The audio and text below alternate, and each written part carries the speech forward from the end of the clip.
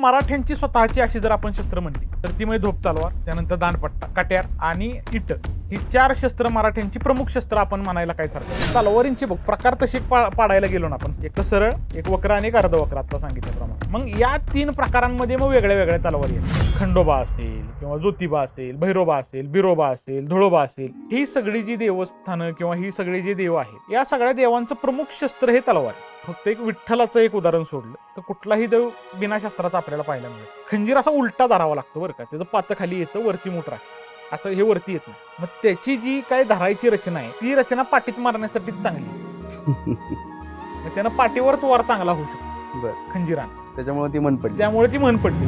वाघनख छत्रपती शिवाजी महाराजांनी अफजल खानाच्या वधामध्ये वापरलं होतं का, आणि खरंच वाघनख्याने एखादा माणूस मरू शकतो का? तलवार हे एकमेव शस्त्र आहे की जे माणूस मारायला तयार झालेले शस्त्र आहे. बाकीचे प्राचीन युरोपमध्ये धनुष्यबाण निषिद्ध आहे, तो कधीच धनुष्यबाणाचा वापर ऐकणार नाही. तिथं फक्त तलवार, जपानची एक तलवारी फेमस आहे. आता हे अॅनिमे वगैरे ह्याच्यामुळे तर काय भयानकच फेमस आहे. तर तिथं ढालीची कॉन्सेप्टच नाही. बरोबर. जपानीज लोक तुला कधी ढाल घेऊन दिसणारच नाही. म्हणजे त्यांना असं वाटतं की ढाल घेतली म्हणजे आम्ही म्हणजे हे काय म्हणतात ते पण काय त्याचं लक्षण.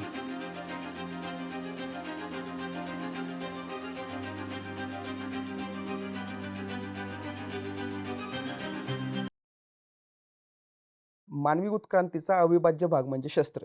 या शस्त्रांच्या निर्मितीमुळं मानवी जीवनामध्ये खूप मोठी क्रांती घडून आली, आणि याच क्रांतीमधून अनेक प्रकारची साम्राज्य उदयास आली किंवा अस्ताला गेली. त्याला कारणीभूती शस्त्रच ठरली.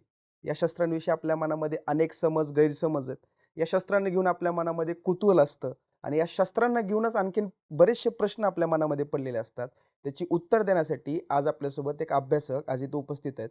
त्यांचं नाव आहे तेजस हरबुने, जे मूळचे वाईचे आहेत, पण सध्या सावित्रीबाई फुले पुणे विद्यापीठामध्ये शस्त्र या विषयाला घेऊन ते PhD करतायत. त्यांनी अतिशय युनिक विषय घेऊन ते शस्त्रांमध्ये PhD करतायत. नुकताच प्रकाशित झालेला जो छावा चित्रपट आहे, त्या छावा चित्रपटामध्ये त्यांनी आणि त्यांचे मित्र असणारे सत्यजित वैद्य या दोघांनीही ऐतिहासिक सल्लागाराची भूमिका पार पाडली आहे. यांच्या माध्यमातूनच या छावा चित्रपटामधल्या शस्त्रांविषयी, कपड्यांविषयी, वेशभूषेविषयी अतिशय महत्त्वाची माहिती त्या चित्रपटाच्या माध्यमातून प्रदर्शित झालेली आहे. या शस्त्रांवर ते मागील कित्येक वर्षांपासून अभ्यास करतायत. त्यांचा म्युझोलॉजीमध्येही अभ्यास पूर्ण झालेला आहे, आणि आता ते PhD करतायत.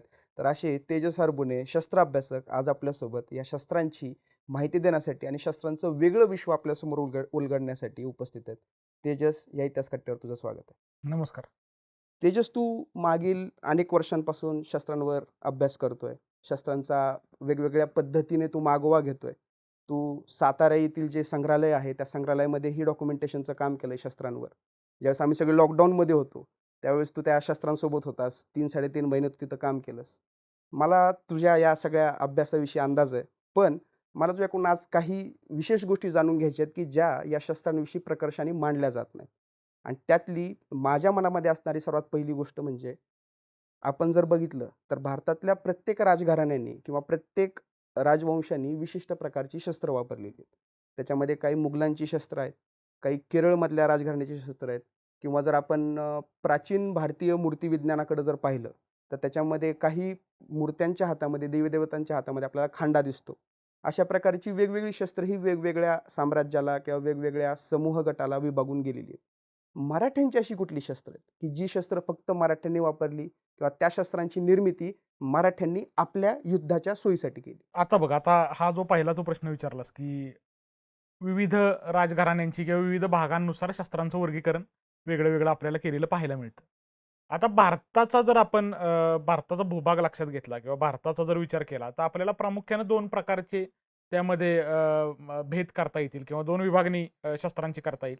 एक म्हणजे उत्तर भारतीय शस्त्र आणि एक दक्षिण भारतीय शस्त्र. बरोबर. असं आपण 2 गटांमध्ये त्याचं विभाजन करू शकतो. आता उत्तर भारतीय शस्त्रांमध्ये मुख्य करून आपल्याला मध्ययुगीन कालखंडामध्ये वक्र तलवारी पाहायला मिळतात. तलवारींच्या जर आपण पॉईंट ऑफ व्ह्यूनं पाहायला गेलो तर आपल्याला वक्र तलवारी जास्त करून पाहायला मिळतात. आणि तसंच आपण जर दक्षिण भारतात आलो तर तिथं आपल्याला सरळ तलवारी पाहायला मिळतात. बरं. आता यावरती इस्लामी आक्रमकांचं थोडाफार प्रभाव उत्तर भारतावर जास्त असल्यामुळं, जास्त कालखंडासाठी असल्यामुळं आणि लवकर झाल्यामुळं आपल्याला तिथं तशा पद्धतीची शस्त्रांची रचना पाहायला मिळते. आणि कालांतरानं आपल्याकडं इस्लामी सत्तांचा प्रभाव थोडा नंतर आला. आणि त्याचबरोबर दक्षिणेतल्या ज्या इस्लामी सत्ता आहेत, ज्या आदिलशहा असेल, निजामशहा असेल किंवा कुतुबशहा असेल किंवा बरीचशाही होती, इमादशाही होती, की ज्या थोड्याफार काळासाठी इथं शाया झाल्या. तर ह्या मूळतः दख्खनी शाया होत्या किंवा दख्खनच्या विचारसरणीत वाढलेल्या किंवा त्याच विचारसरणीला त्या इथल्या संस्कृतीला संस्कृतीला अडॅप्ट केलेल्या त्या शाया होत्या. त्यामुळे इथं आपल्याला वेगळा प्रकार पाहायला मिळतो आणि वरती वेगळा प्रकार पाहायला मिळतो. त्यात मराठ्यांची अशी जर आपण शस्त्र पाहायला गेलो, तर जो शिवकाळ आहे मध्ययुगीन कालखंडामध्ये जो शिवछत्रपतींचा कालखंड येतो त्याला आपण हं. शिवकाळ म्हणतो. बरोबर. तर या शिवकाळामध्ये जास्तीत जास्त कुठली शस्त्र वापरली गेली किंवा आपल्या भागानुसार, आपल्या सगळ्या भौगोलिक परिस्थितीनुसार आपण जे ऐकतो किंवा आपण नेहमी ह्या गोष्टी आपल्यावरती बिंबवल्या जातात, की सह्याद्रीचा स्वराज्य निर्मितीसाठी सगळ्यात मोठा हातभार होता. बरोबर. सह्याद्री हा सगळ्यात मोठा मावळा स्वराज्याचा. तर या सह्याद्रीचं भूभाग लक्षात घेऊन कशा पद्धतीनं आपण शस्त्र आपण निवडली किंवा कशा पद्धतीची शस्त्र वापरली, तर हा थोडासा इतर शाह्यांपेक्षा किंवा इतर राजसत्तांपेक्षा आपला तो शस्त्रांचा भाग वेगळा आहे किंवा आपण वापरलेली शस्त्र वेगळी आहेत. हं.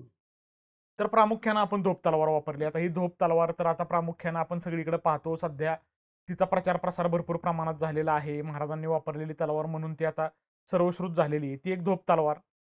त्यानंतर कट्यार, वाघनखं तर सर्वश्रुत आहेतच. त्याचबरोबर पट्टा, हं. जे आता राज्यशस्त्र म्हणून आपल्याकडं महाराष्ट्र शासनानं ज्या शस्त्राला राज्यशस्त्र म्हणून बहुमान दिला, हं. तो दांडपट्टा किंवा पट्टा हे एक शस्त्र आहे. त्याचबरोबर इट नावाचं एक शस्त्र आहे किंवा आपण त्याला विटा असं सुद्धा म्हणतो. बरं. तर हे एक मराठ्यांचं शस्त्र आहे. तर ही शस्त्र मूळ प्रामुख्यानं मराठ्यांची शस्त्र. थोडासा आपण जर कोल्हापूर साईडला गेलो म्हणजे जो कर्नाटकाला जवळ असणारा भाग आहे, हं. त्या भागात जर गेलो धारवाडला किंवा जो आता सध्या कर्नाटक राज्यामध्ये असणारा जो मराठी भाषिक प्रदेश आहे, तिथे एक चिलानम नावाचं छोटं शस्त्र आपल्याला पाहायला मिळतं. बरं. त्याचबरोबर आपण जर ह्या आपल्या साताऱ्याच्या वगैरे ह्या जर भागात आलो म्हणजे जो थोडासा जंगली भाग आहे, जावळीचं खोरं म्हण, भोरचं जो मावळचं खोरं म्हण, ह्या सगळ्या भागामध्ये आपल्याला वक्र तलवारी पाहायला मिळतात. हं. त्याचबरोबर जो डोंगर प्रदेशांमध्ये असणारा भाग आहे, डोंगरांच्या आसपास असणारी जी गावं आहेत, तिथं आपल्याला तोफा पाहायला मिळतात, भाले पाहायला मिळतात. हं. त्याचबरोबर आपल्याला भोरच्या ज्या भागामध्ये बाण पाहायला मिळतात, चिलखतं पाहायला मिळतात, जी संरक्षक आयुधामध्ये ज्याचं गणती केली जाते किंवा ढाली आपल्याला भरपूर प्रमाणामध्ये पाहायला मिळतात. परंतु मराठ्यांची स्वतःची अशी जर आपण शस्त्र म्हणली, तर ती म्हणजे धोप तलवार, हं. त्यानंतर दांडपट्टा, कट्यार आणि इट. ही बरं. 4 शस्त्र मराठ्यांची प्रमुख शस्त्र आपण म्हणायला काहीच हरकत नाही. कारण ही स्वतः मराठ्यांनी इथं तिचा विकास केलेला आहे. ते आधीच त्याचे शोध लागलेले आहेत. ही शस्त्र आपल्याला आधी पण पाहायला मिळतात. हं. परंतु मराठ्यांनी त्याचा अधिकाधिक वापर केला. हं. अधिकाधिक त्याच्या वापराचं प्रोत्साहन दिलं आणि त्याचा प्रचार प्रसार केला आणि त्याच्याच जोरावरती स्वराज्य स्थापन केलं. आता मला सांग, काही गोष्टी आहेत या शस्त्रांविषयी जी मराठ्यांनी प्रामुख्यानं वापरली. त्यातली पहिली गोष्ट म्हणजे धोप तलवार. तर असं बऱ्याच ठिकाणी लिखाण झालेलं आहे, की धोप तलवार सर्वात पहिल्यांदा छत्रपती शिवाजी महाराजांनी वापरली आणि शिवाजी महाराजांच्या आधी कुणीही धोप तलवार वापरली नाही. बरोबर. तर याच्याविषयी तुझं काय मत आहे? आता बघा, आता ह्या शिवछत्रपतींचा जो कालखंड पाहिला आपण, हं. आता ते आपल्यासाठी इथल्या आपल्या भूमीचे नायक आहेत. बरोबर. ते आपल्यासाठी त्यांना आपण दैवत्व बहाल केलेली किंवा ते आपल्यासाठी एक अशा उच्च पदावर आहेत, की त्या पदावर आपण दुसऱ्या कोणालाच पाहू शकत नाही. वडिलांपेक्षा आपण मोठं मोठं मानतो किंवा महाराष्ट्रामध्ये त्यांचं पद आता आपल्याला काय वेगळं सांगायची त्याची Correct. व्याख्या करण्याची गरज नाही. मग त्यांचा पराक्रम म्हण किंवा त्यांचा मोठेपणा सांगताना त्यांच्या खऱ्या गोष्टींसोबत काही आख्यायिका पण पसरतात. हं. या सगळ्याच मोठ्या व्यक्तिमत्वांच्या मागे हे आख्यायिका लागतात. कारण त्यांचा आपण त्यातून महत्वच विशद करत असतो. यामध्ये आख्यायिका तयार करणाऱ्याची भावना वाईट नसते. हं. त्याला पराक्रमच आपल्याला त्यातून दाखवायचा असतो. हं. तर अशी एक गोष्ट आहे, की शिवछत्रपतींनी स्वतः धोप तलवारीचा शोध लावला आणि मग त्या धोप तलवारीचा वापर वाढवला किंवा मग नंतर तिचा प्रचार प्रसार केला. परंतु आपण जर आधीचे काही पुरावे पाहिले, आता चित्र हा एक महत्वाचा पुरावा मध्ययुगीन कालखंडामधला आहे किंवा कुठल्याही ऐतिहासिक पुराव्यांमध्ये चित्रांना महत्व आहे. बरोबर. तर 3 असे राज्यकर्ते आहेत किंवा 3 असे महत्वाचे व्यक्ती आहेत, की जे शिवछत्रपतींच्या कार्यकाळाच्या आधी कार्यरत होते. बरं. त्यामध्ये पहिला आहे मलिक अंबर, बरोबर. त्यानंतर इब्राहिम आदिलशाह दुसरा, हं. जो स्वतःला सरस्वती पुत्र म्हणून घ्यायचा तो, आणि त्याचबरोबर शहाजहान. हं. आता शहाजहान हा जरी शिवछत्रपतींच्या जन्मानंतर कार्यरत असला तरी ही 2 जी आधी नावं सांगितली ही महाराजांच्या जन्माच्या आधीच त्यांचं मृत्यू झालेला आहे. हं. तर या तिघांच्याही समकालीन मिनिएचर पेंटिंगमध्ये किंवा आपण समकालीन लघुचित्रांमध्ये त्यांच्या आपल्याला या धोप तलवारी पाहायला मिळतात. बरं. त्यांच्या चित्रामध्ये मग त्यांच्यासोबत ते आहेत. त्याचबरोबर 1570 साली आदिलशाहीमध्ये नजम उल उलूम नावाचा एक फारसी ग्रंथ लिहिला गेला. बरं. त्याच्या एका प्रकरणामध्ये बरीचशी शस्त्र आपल्याला तिथं चित्र काढलेली त्यांची दिसतात. त्यांची चित्र आणि त्यांची फारसी भाषेमध्ये माहिती. हं.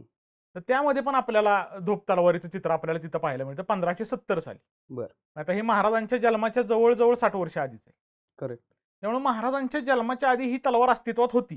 परंतु महाराजांनी या तलवारीचा जो काही त्याचं जे स्ट्रक्चरल डिझाईन आहे, त्याचं जे काही महत्व आहे, त्याचं जे काही बांधणी आहे, ही लक्षात घेतली आणि तिचा सैन्यामधला वापर वाढवला. हं. कारण आपल्याला महाराजांच्या आधी ह्या तलवारी युद्धामध्ये वापरलेल्याचे जास्त पुरावे सापडत नाहीत. बरं. ह्या सेरेमोनियल पद्धतीच्या तलवारी आपल्याला पाहायला मिळतात.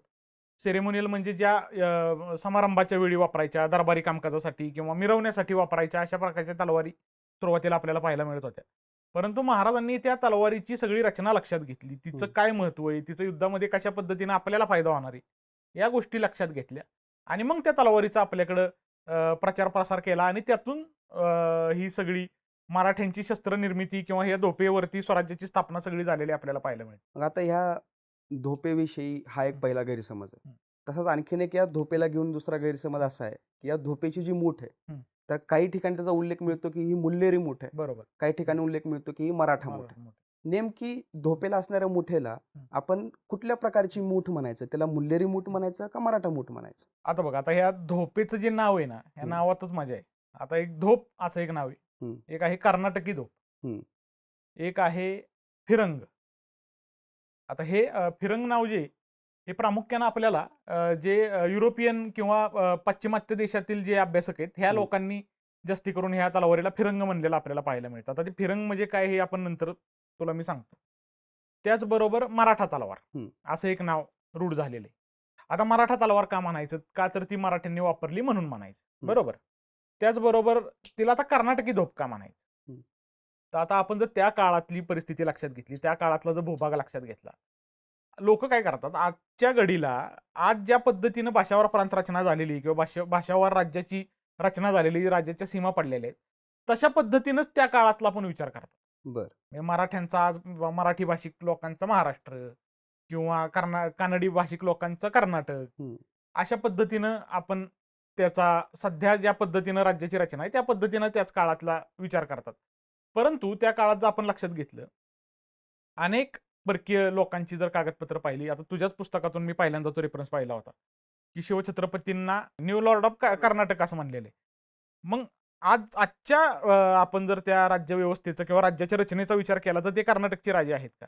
तर ते आजच्या महाराष्ट्रातले राजे होते. बरोबर. पण त्यांना कर्नाटकचे राजे का म्हणलेले आहे? तर हा अख्खा दक्षिण भारताला पहिले कर्नाटक म्हणायची पद्धती रूढ होती. आता ज्यावेळी इंग्रजांची सत्ता भारतामध्ये स्थापन होत होती त्यावेळी इंग्रजांचे आणि फ्रेंचांचे कर्नाटक युद्ध नावाची 3 युद्ध झाली. बरोबर. तर हे 3 युद्ध झाले कोरोमंडल कोस्टवरती, कोरोमंडल किनारपट्टी आजच्या केरळमध्ये. परंतु तरीही त्याला कर्नाटक युद्ध असंच म्हणलं जातं.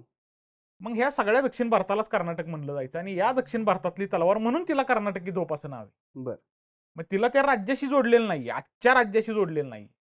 तत्कालीन ज्या काही प्रांतांची रचना आहे, तत्कालीन समाजाच्या किंवा प्रांताच्या रचनेनुसार त्याला ते नाव दिलेले.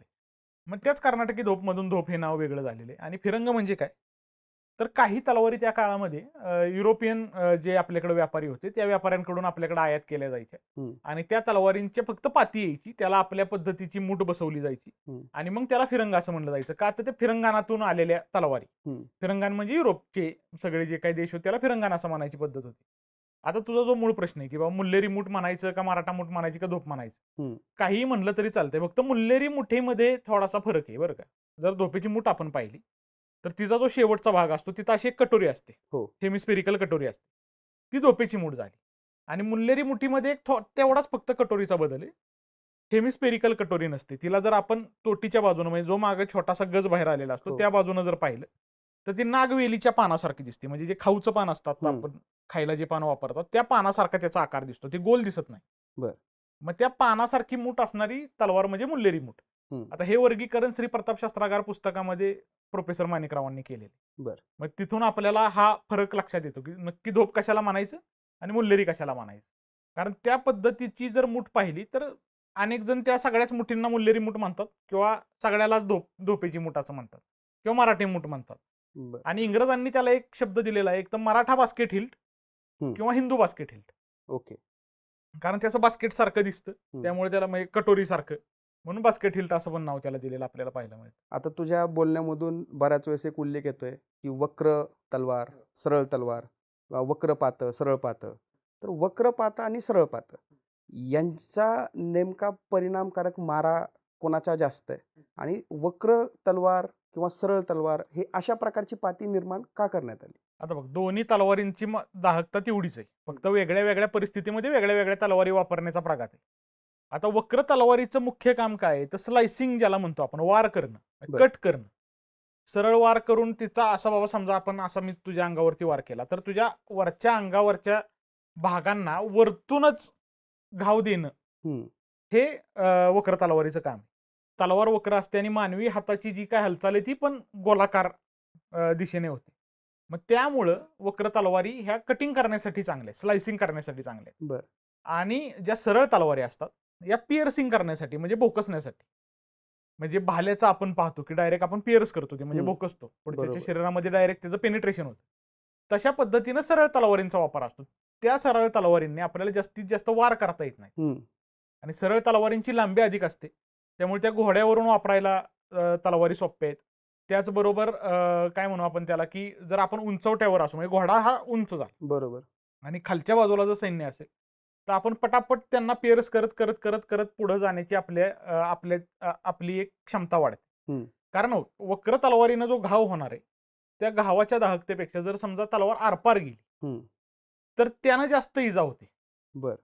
त्यामुळं प्रत्येक परिस्थितीनुसार शस्त्रांची निवड वेगळी. आता समजा घनदाट जंगलामध्ये जर युद्ध करायचं झालं तर तिथं लांब तलवार वापरून चालत नाही, त्यामुळे वक्र तलवारी जास्तीत जास्त वापरल्या जातात. मावळातल्या जे काही घराणे आपण पाहतो, मावळ्यांच्या किंवा सरदारांची जी घराणी किंवा जावळीतली काही सरदारांची जी घराणी, त्यामध्ये आपल्याला ह्या सगळ्यात जंगली भाग असल्यामुळं तिथं आपल्याला धोपेसोबतच वक्र तलवार पण त्यांच्या घरामध्ये पाहायला मिळते. कारण त्यांचा जो एरिया आहे तो पूर्ण घनदाट जंगलाचा त्या काळामध्ये होता आणि घनदाट जंगलाचा सगळा भाग असल्यामुळे त्या भागामध्ये वक्र तलवारी वापरणं जास्त सोयीस्कर आहे. त्याचबरोबर बघ तुला सांगतो धोपेच्याच बाबतीत फक्त आता मी त्याला अर्धवक्र तलवार म्हणतो. आता हे मी नाव ठेवलेलं आहे अर्धवक्र. बर. एक असते सरळ, एक असते वक्र, बरोबर. तर हा जो धोपेची वक्रपाती असतात ना तर ती इतर तलवारींसारखी वक्र नसतात, थोडंच त्यात वक्रता आलेली असते, जास्त वक्रता नाही.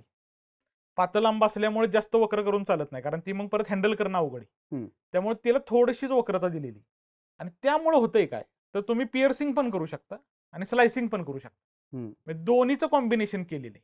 म्हणून त्याला अर्धवक्र मी त्याचं नाव ठेवलेलं आहे. मग त्याला सेमी कर्व असं तलवारीचं नाव त्यांना रिचर्ड बर्टन नावाच्या इतिहासकारांनी दिलेले किंवा शस्त्राभ्यासकांना दिलेले. त्याला मग अर्धवक्र तलवार आपण म्हणू शकतो.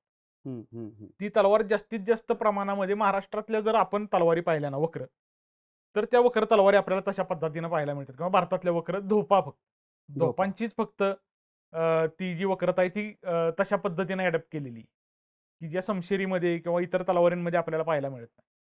या तलवारींचे प्रकार किती आहेत? तू धोपेविषयी सांगितलंस, त्यात पण सरळ धोप, अर्धवक्र धोप किंवा आत्ता समशेर म्हणलास. एकूण तलवारींचे प्रकार किती? कारण सरसकट आपण प्रत्येक ह्याला तलवारच म्हणतो.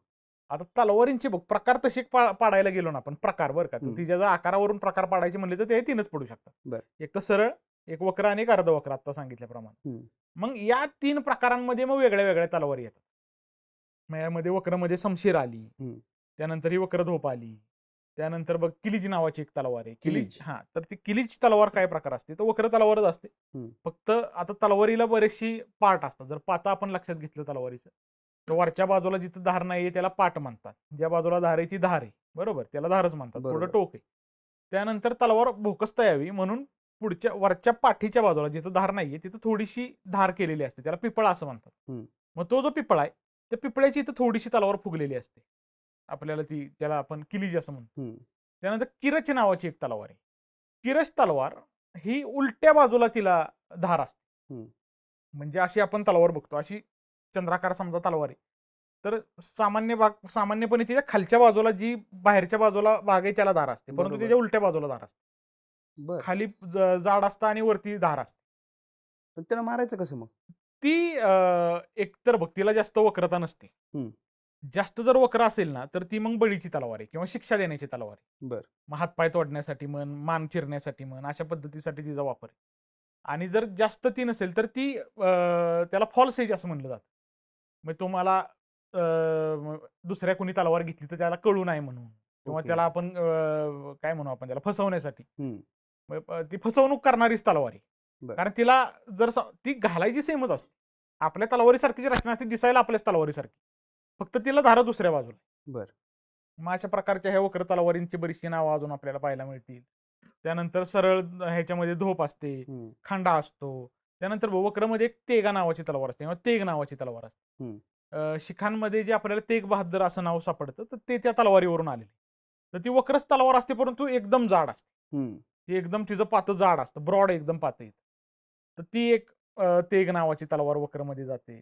त्यानंतर बाबा इकडे खांडा धोप असेल सरळमध्ये आणि अर्धवक्रमध्ये आपल्याला फक्त धोपच भारतात पाहायला मिळते. दुसरी नाही. दुसरी नाही. कारण त्या पद्धतीचं ॲडॅप्टेशन तिचंच आहे. मग ज्या पद्धतीनं बघ कटाना नावाची एक तलवार आहे, की जी जॅपनीज आहे. हं. तर ती तशी अर्धवक्र प्रकारातली. कारण जपानमध्ये एकच प्रकार भेटतो तलवारीचा. बरं. त्याच तलवारीच्या लांबीमध्ये फक्त फरक पडतो. हं. बाकी तिचा आकार सेम असतो सगळं म्हणजे ती दिसणं सेम आहे. फक्त लांबी कमी, जास्त, मध्यम अशा पद्धतीनं फक्त तिच्या लांबीतच फरक केला जातो. तिला कटाना असं म्हणलं जातं.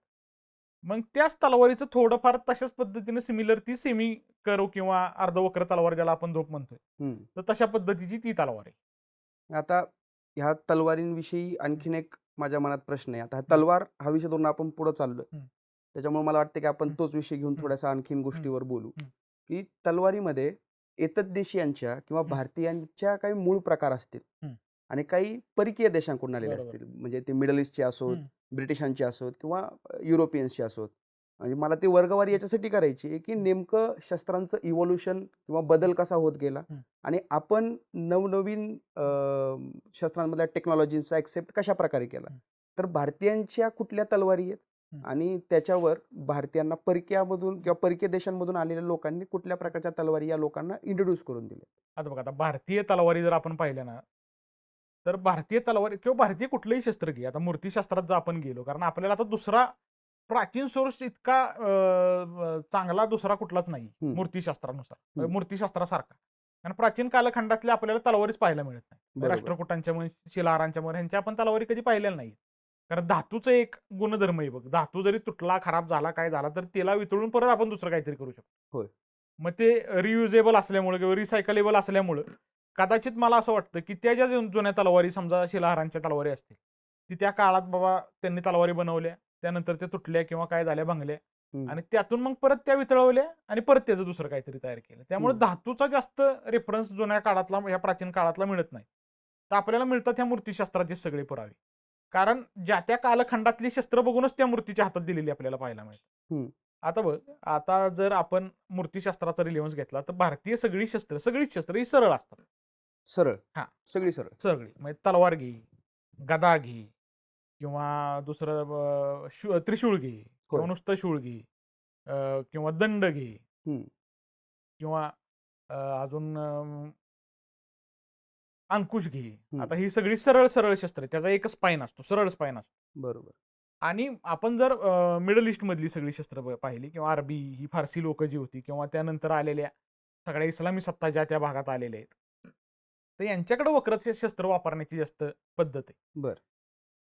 आता जर समजा हा असा सरळ पट्टा पाहिला व्यापारी मार्गांचा, कारण युरोप आणि भारताचा व्यापाराचा जग जाहीर आहे, पहिल्यापासून चालत आलेला व्यापार आहे आणि हा मधलेच अरबी लोक तो व्यापार करायचे. होय. नंतर कॉन्स्टँटिनोपलच्या पाडावानंतर मग ते वास्को द गामा आला, हे ते बरेच आता त्याच्या मागे भरपूर मोठी स्टोरी आहे. पण आपल्या विषयावर आहो आपण. तर त्या युरोपियन शस्त्र सरळ असतात, हं. भारतीय शस्त्र सरळ असतात आणि ह्या मधली जी माणसं आहेत त्यांची वक्र असतात. बरं. त्यांच्या भौगोलिक दृष्टिकोनानुसार, कारण हा मधला भाग काय असा चांगला सदन भाग नाहीये आपल्यासारखा किंवा युरोपसारखा किंवा तिथं पाऊस पडत नाही करेक्ट. किंवा डोंगर नाहीये तेवढे चांगले, झाडं झुडपं नाहीये, हं. सगळं माळरान किंवा वाळवंट अशाच पद्धतीने. तर एक इजिप्शियन कोपिस नावाची तलवार आहे. इजिप्शियन कोपिस. कोपिस किंवा त्याला खोपिस असं पण म्हणलं जातं. तर ती आज आपण जर आहे ना विळा आणि कोयता ह्याला जर एकत्र केलं तर ते खोपीस तयार होईल. अशा पद्धतीची ती तलवार आहे. म्हणजे तिचा खाली फक्त दांडा थोडासा सरळ आहे आणि नंतर विळ्यासारखंच त्याचा असा आकार आहे. तर ती खोपीसमधून ह्या मिडल ईस्टच्या सगळ्या तलवारी इव्हॉल्व्ह झालेल्या आपल्याला पाहायला मिळतात. बरं. मग इथं त्या ज्या सगळ्या वक्र तलवारी तयार झाल्या ह्यांना स्किमिटर असं म्हणलं जातं. बरं. म्हणजे शमशेरचं स्किमिटर हे इंग्लिश व्हर्जन आहे आणि त्यानंतर ज्या युरोपियन आणि भारतीय ज्या तलवारी जास्तीत जास्त आहेत ह्या सरळ आपल्याला असलेल्या पाहायला मिळतात. युरोपमध्ये ग्लॅडियस असेल किंवा लॉंग स्वॉर्ड असतील, ब्रॉड स्वॉर्ड असतील, ह्या सगळ्या सरळ आहेत. आणि भारतामधल्या ह्या खंडा नावाची जी तलवार आहे किंवा खड्ग हा शब्द आहे किंवा कालखड्ग हा शब्द आहे. त्यानंतर असे म्हणजे प्राचीन कालखंडातली जर नाव आपण पाहायला गेलो, चंद्रहास हा शब्द आहे, नंदक नावाची तलवार आहे, असी नावाची तलवार आहे. तर ह्या सगळ्या सरळ तलवारी आहेत. हं. युरोपमध्ये पण सरळ तलवार आहेत. मधल्या भागामध्ये वक्र तलवारी आहेत. बरं. ह्या मिडल ईस्टच्या लोकांनी युरोपवरती जास्त हल्ले न केल्यामुळे युरोपमधल्या परंपरा तशाच राहिल्या. ते आले भारताकडे. हं. खैबर खिंडीतून ज्यावेळी ते भारतात आले आणि भारतात आल्यानंतर हा जो पहिला वायव्य साईडचा भाग आहे, जो बलुचिस्तान म्हण किंवा आजचा पाकिस्तान आहे, या भागावरती त्यांचा सगळ्यात सुरुवातीला जास्तीत जास्त प्रभाव पडत गेला. त्यामुळं बघ, आपण जर शीख संस्कृती पाहिली, शीख संस्कृतीमध्ये भरपूर शस्त्रांना महत्व आहे. हो. आजही त्यांनी ते महत्व अजून तसंच टिकवून ठेवलेले. तर त्यामध्ये आपल्याला सरळ तलवारी पण पाहायला मिळतात आणि आपल्याला त्या वक्र तलवारी पण पाहायला मिळतात त्यांच्याकडे. त्याचबरोबर अजून एक डबल कर्वची पण तलवार असते, ज्याला आपण सोसनपट्टा असं म्हणतो. हं. वरच्या भागामध्ये त्याला जमदाड असं म्हणलं जातं. करेक्ट. तर ह्या तलवारी म्हण. तर शिखांच्या संस्कृतीमध्ये शस्त्रांना अनन्यसाधारण महत्व आहे. तिथं आपल्याला ते सगळे वक्र किंवा ते सगळ्या आपल्याला प्रकारच्या तलवारी पाहायला मिळतात. होय. त्यानंतर आले राजपूत. हं. राजस्थानमधल्या भागावरती पण त्यांचा चांगला प्रभाव पडल्यामुळे तिथं पण आपल्याला वक्र तलवारी जास्तीत जास्त झालेल्या पाहायला मिळतात नंतरच्या काळामध्ये. कारण सुरुवातीला ह्या राजपूत लोकांशी किंवा या शिखांशी, ह्या मुघलांचं किंवा त्यावेळच्या गुलाम घराण्याचं म्हण, ह्या इस्लामी सत्तांचं त्यांच्याबरोबर जास्तीत जास्त संघर्ष व्हायचा. हं. मग नवीन पद्धतीची जी शस्त्र आलेली आहेत त्यांना टॅकल करण्यासाठी मग हळूहळू आपल्याकडे त्या शस्त्रांचं अडॅप्टेशन होत गेलं आणि आपण त्यांच्यासारखे शस्त्र घेऊन त्यांच्यावर हल्ले करायची सुरुवात केली. हं. परंतु पूजनामध्ये अजून खंडाच वापरला जातो. बरोबर. सरळ तलवारच पूजनामध्ये वापरली जाते, परंतु यूज करायला तलवार वक्रे. हं. आणि आज आपण राजस्थानचे म्युझियम्स पाहिले किंवा पंजाबमधले म्युझियम्स पाहिले किंवा नांदेडचं गुरुद्वारा पाहिला की जिथं गुरु गोविंद सिंग साहेबांची सगळी शस्त्र आहेत. तर तिथं आपल्याला सगळ्या प्रकारची त्यांची शस्त्र पाहायला मिळतात. हं. परंतु मगाशी मी तुला सांगितल्याप्रमाणे दक्षिण भारतावरती त्यांचा प्रभाव थोडा लेट आला. हं. आणि नंतर ज्या बहामनी सत्तेचं विघटन होऊन ज्या पाचशाह्या तयार झाल्या, ह्या तशा दख्खनीच होत्या किंवा बरोबर. त्यांचा आणि आपली सांस्कृतिक जडणघडण सेमच असल्यामुळे त्यांचं आपल्यावरती जास्त परिणाम झालेला पाहायला मिळत नाही. हं. त्यामुळे दक्षिण भारतीय सांस्कृतिक म्हण किंवा लढाईच्या म्हण आपल्याकडे तलवारी तशाच राहिल्या. हं. हळू थोड्याफार आपण त्यांच्यासारख्या अडॅप्ट केल्या. होय. परंतु इतका फरक आपल्यावरती झाला नाही, हं. जितका फरक उत्तर भारतावरती झाला. आता तू जर त्यानंतर सेवन सिस्टरचा जो भाग आहे म्हणजे आसामचा म्हण किंवा हा अरुणाचल प्रदेश वगैरे, तिथल्या जर डाव नावाची एक तलवार आहे किंवा दाव असं म्हणलं जातं त्याला. आता ती पण बघ सरळच तलवार आहे, पण थोडं त्याचं पुढची बाजू थोडी वक्र नाही म्हणता येणार, थोडी अशी कोनिकल असते, तिरपी असते. तर तो जो दाव आहे तो पण सरळ तलवारीचाच प्रकार आहे. आणि तिकडं पण जास्त ह्या लोकांनी, कारण तो सगळा जंगलाचा म्हण किंवा भरपूर पावसाचा आणि तसा सगळा निबिड भाग असल्यामुळं तिथंही इस्लामी सत्तांनी काही जास्त बंगालच्या पुढे जायचा काही जास्त प्रयत्न न केल्यामुळं त्यांची पण शस्त्र तशीच राहील. आणि बंगालमध्ये पण रामडाव सारखी तलवार असेल की जी बाबा सांस्कृतिक महत्वाची तलवार आहे की जी आपल्याला कालिका मातेच्या हातामध्ये पाहायला मिळते किंवा बंगालमधल्या अनेक कार्यक्रमांमध्ये आपल्याला ती तलवार पाहायला मिळते. तर तिची जी मेन बाजू आहे ती सरळच आहे, पुढं थोडासा त्याला असा कोयत्यासारखा किंवा विळीसारखा आकार आहे, बाकी तिची रचना सेमच आहे. होय. त्यामुळे आपल्या ज्या सांस्कृतिक तलवारी आहेत ह्या सरळच आहेत, परंतु नंतर युद्धाच्या वापराच्या ज्या तलवारी त्या वक्र होण्याची मागची कारण हे इस्लामी सत्तांमुळे झालेली. कारण नवीन पद्धतीची सगळी आपल्यावरती हल्ले झाले किंवा नवीन पद्धतीची युद्ध तंत्र आपल्याकडे त्यांचं आलं. मग त्यांच्या युद्धतंत्राला त्यांच्याच युद्धतंत्रातून आपण हल्ला त्याला केला पाहिजे किंवा त्याला उत्तर दिलं पाहिजे, ह्या दृष्टिकोनातनं मग त्याचं अडॅप्टेशन झालेलं आपल्याला पाहायला मिळतं. आता तुझ्या बोलण्यामध्ये एक मगाशी मुद्दा आला खंडाला घेऊन, हं. की आजही आपण ते पूजनामध्ये ते शस्त्र ठेवतो किंवा खांडेनवमी हा प्रकार आपल्या प्रथेमध्येच आलाय, परंपरेत आलाय. महाराष्ट्रातल्या जर विचार केला या जत्रा यात्रांचा किंवा इथल्या प्रमुख देवस्थानांचा, तर अशी कुठली देवस्थान आहेत की जिथं आजही शस्त्रांना प्रचंड महत्व आहे, त्या शस्त्रांची पूजा अर्चा केली जाते आणि त्या शस्त्रांना एक वेगळा रीतिरिवाजाचा किंवा सन्मानाचा एक प्रथेचा एक भाग आजही त्या शस्त्रांना घेऊन त्या मंदिरांमध्ये केला जातो? आता बघा, आता भारतीय संस्कृतीचा जर विचार केला किंवा हिंदू परंपरांचा जर आपण विचार केला, हिंदू परंपरांमध्ये सगळ्याच गोष्टींना महत्व आहे. बर. मग कुठलीही वस्तू म्हणजे अगदी आज पण आपण जर टीव्ही मोबाईल घेतला, वॉशिंग मशीन घेतलं तरी त्याची पूजा करायची पद्धत आहे घरी, नाही? होय. तर तुम्ही काहीही घ्या, त्याला महत्व आहेच. म्हणजे त्याला काही ना काहीतरी सांस्कृतिक, धार्मिक महत्व आपण त्याला तयार करूनच देतो. त्याच्या मागे ती भावना आपण जोडून टाकतो. हं. तर शस्त्र हे अशा पद्धतीचं आयुध आहे किंवा अशा प्रकारची वस्तू आहे एकेकाळची, की जी रोजच्या वापरातली आहे. करेक्ट. आपल्या सगळ्या देवी देवतांच्या हातामध्ये शस्त्र आहे. आपल्याकडं कुठलाही देव, फक्त एक विठ्ठलाचं एक उदाहरण सोडलं, तर कुठलाही देव बिना शस्त्राचा आपल्याला पाहायला मिळत नाही. बरोबर? मग यामुळे शस्त्रांचं दैवीकरण म्हण किंवा देवाशी जोडलेली शस्त्र, त्याचबरोबर आपल्या ज्या काही सगळ्या भावना आहेत, की म्हणजे हं. युद्ध करणं, हं. नवीन जागा जिंकून घेणं, म्हणजे ज्या शस्त्रांच्या रिलेटेड ज्या आहेत त्या, नवीन प्रदेश काबीज करणं किंवा काय, ह्या सगळ्या गोष्टींना आपण त्यावेळी सांस्कृतिक आणि धार्मिक चौकटीतनं पाहत आलोय. की आपण जर समजा नवीन एखादी जागा काबीज केली, तर ती जागा काबीज केल्यानंतर मग त्या जागेची पूजा करणे किंवा युद्धाला जाताना पूजा करण्याचे विधी आहेत. हं. आता ते मध्ययुगामध्ये नाहीत पाळले गेले किंवा नंतरच्या काळात नाही पाळले गेले इस्लामी सत्ता आल्यानंतर. पण त्याच्या आधी आपल्याला बरेच पुरावे असे पाहायला मिळतात, की युद्धभूमीची पण पूजा आहे. बरं. युद्धाला गेला की 7 दिवस तिथं पूजा करायची. असे आपल्याकडे बरेचसे उदाहरण आहेत किंवा बरेचसे त्या लिटररी एव्हिडन्स त्याचे मिळतात, की हं. युद्धभूमीवर गेल्यावर काय केलं पाहिजे.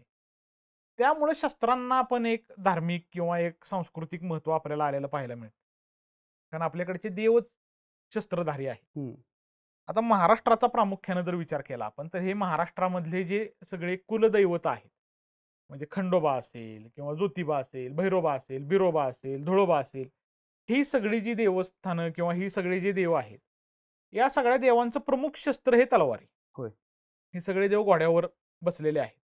त्याचबरोबर ह्या सगळ्यांकडे तलवार आहे. हं. त्याचबरोबर प्रत्येक देवाचे म्हणजे आता आपला जर ज्योतिबा बघितला आपण, तर ज्योतिबा देवस्थानला किंवा ज्योतिबा देवाचा पांढरा घोडा, हं. भैरोबाचा काळा घोडा, असं मग प्रत्येकाच्या घोड्यांचे कलर पण डिफाईन केलेले आहेत आणि तलवार सगळ्यांची सेमच आहे. होय. खंडोबाला नावच त्याच्या तलवारीवरनं पडलेलं आहे. हं. तो खंडाधारी आहे म्हणून तो खंडोबा आहे. तर मग तो खंडा आपल्याला जेजुरीत पाहायला मिळतो किंवा आता बऱ्याचशा खंडोबाचे जे वेगळे देवस्थान आहेत. आता पालीचा एक खंडोबा आहे हो. कराडजवळ. तिथं पण आपल्याला खंडा पाहायला मिळतो आणि जेजुरीचा तर जुनाच आहे. तो नवस्फूर्तीसाठी दिलेला 44 किलोचा तो खांडा आहे. एक मनाची तलवार हं. अ, नवस्फूर्तीनंतर बहाल करण्याची आणि तो नवस होता हं. पानसी सरदारांचा. त्यांनी बरोबर. खंडा आणि एक कासवाच्या पाठीची ढाल अशा 2 गोष्टी त्यावेळी त्या दान केलेल्या आहेत. तर आता तो जर खंडा आपण पाहिला 44 किलोचा खंडा आहे. तर आज जो दसरा भरतो जेजुरीचा, हं. त्या दसऱ्यामध्ये त्या खंड्याचा मोठा कार्यक्रम असतो. तो खंडा बाहेर ठेवला जातो. त्या कासवाच्या तिथं. बाहेर मोठा कासव आहे. त्या कासवाच्या पुढे तो खंडा ठेवला जातो. होय. आणि तो खंडा उचलण्याचं एका हातात उचलायचा किंवा दातांनी उचलायचा किंवा मग असे 2-3 माणसांच्या मनोऱ्यावरती तो खंडा उचलायचा. होय. अशा पद्धतीचे वेगळे म्हणजे साहसीच म्हणू आपण त्याला. म्हणजे हं. साहसी सगळे ते खेळ करण्याचा किंवा तो खंडा उचलण्याची तिथं पद्धत आहे किंवा ती परंपरा चालू आहे. त्यानंतर बघ आपल्या वीरला हं. इथं सासवडजवळ वीर नावाचं गाव आहे. वीरला नाथ म्हस्कोबा नावाचं देवस्थान आहे. मग ते भैरवनाथाचंच एक रूप आहे हं. किंवा भैरवनाथाचंच नाव आहे म्हस्कोबा म्हणून. तर तिथं जी जत्रा भरते, तर तिथं पानपूजन नावाचा एक प्रकार असतो. तर त्या पानपूजनामध्ये काय केलं जातं? पान म्हणजे तलवार. होय. तलवारीला पान म्हणलं जातं. तलवारीच्या पात्याला पान म्हणलं जातं. तर तिथं इतक्या सुंदर धोप आहेत. आत्ता देवस्थानकडे आपण जर गेलो त्यांच्या ऑफिसमध्येच लावलेले आहेत. होय. आणि तिथले जे मानकरी आहेत त्या प्रत्येक मानकऱ्यांकडे स्वतःच्या धोपा आहेत. मग बरं. ते त्यावेळी जत्रेला येताना घेऊन येतात. तर ते पानपूजनाची प्रथा आहे तिथं कारण ती देवाची तलवार आहे. देवाचं डिपिक्शन जे आहे ते त्या तलवारीबरोबरच जोडलेलं आहे. हं. त्याचबरोबर बघ तुला सांगतो ज्योतिबाला आपण जातो. तर हं. ज्योतिबाच्या हातामध्ये आपल्याला धोप तलवार पाहायला मिळते. एक ज्योतिबाचा जुना फोटो आहे. घोड्यावर देवाची पूजा बांधलेली हं. आणि त्याच्या हातामध्ये चांदीचं म्यान असणारी आणि चांदीची मूठ असणारी धोप आहे होय. देवाच्या हातामध्ये. होय. त्याचबरोबर ज्योतिबाला ज्या सासन काट्या जातात. हं. चैत्र पौर्णिमेला ज्योतिबाची यात्रा असते. तर त्या सासन काट्यांबरोबर 2 विटे जातात. म्हणजे इटं मगाशी मी तुला म्हटलं जे शस्त्र हं. मराठ्यांचं प्रामुख्यानं एकतर त्याला जास्त फोकस त्याच्यावरती अजून आलेला नाहीये किंवा ते अजून एवढं सर्वश्रुत नाहीये. परंतु ते इटं 2 इटे साताराचे जे थोरले शाहू महाराज आहे, सातारा गादी हं. संस्थापक, त्यांनी त्या निनाम पाडळी नावाच्या गावाची प्रथम मानाची काठी असते. हं. तर त्या निनामच्या काठीबरोबर त्या 2 इट्यांची सोय लावलेली. बरं. मग त्या काठीबरोबर ते इटं 2 तिथं जातं. हं. आता मधल्या काळामध्ये लोकांना माहित नव्हतं की नक्की काय आहे, नाही का? मग त्यांना असं वाटायचं काहीतरी आहे बाबा शोभेचं आपलं हं. हं. मिरवणुकीत न्यायचं काहीतरी आहे. तर आता तुला माहिती आहे विक्रमसिंह अण्णा आपले जी. विक्रमसिंह पाटील नावाचे जे विह्याचे आहेत शस्त्राभ्यासक. शस्त्राभ्यासक. त्यांनी मग त्याचं महत्त्व लोकांना सांगितलं, की बाबा हे काय आहे नक्की प्रकार? मग ते कसं शस्त्र आहे आणि ती शोभीची वस्तू नाही, हम्म. त्याचं काय महत्व आहे. तर अशा पद्धतीचं ते महत्व विशद करून त्याबरोबर ती तलवार सॉरी ती इटं त्या काठीबरोबर जात. त्याचबरोबर बघ पट्टण कोडोलीला एक जत्रा भरते. होय. पट्टण कोडोलीची जी विठ्ठल बिरदेवाची यात्रा आहे, त्या यात्रेमध्ये बघ ते हेडम नृत्य नावाचा एक प्रकार असतो. हेडम मध्ये काय असतं, तर त्या गावचे जे मानकरी आहेत त्या यात्रेचे, ते मानकरी तिथं पुढच्या त्या मोठ्या चौकात उभे असतात. त्यांच्या हातामध्ये तलवार असते आणि ते तलवार अंगावर मारून घेतात. हम्म. आणि ते तलवार आणि त्या धारदार तलवारी आहेत. हम्म.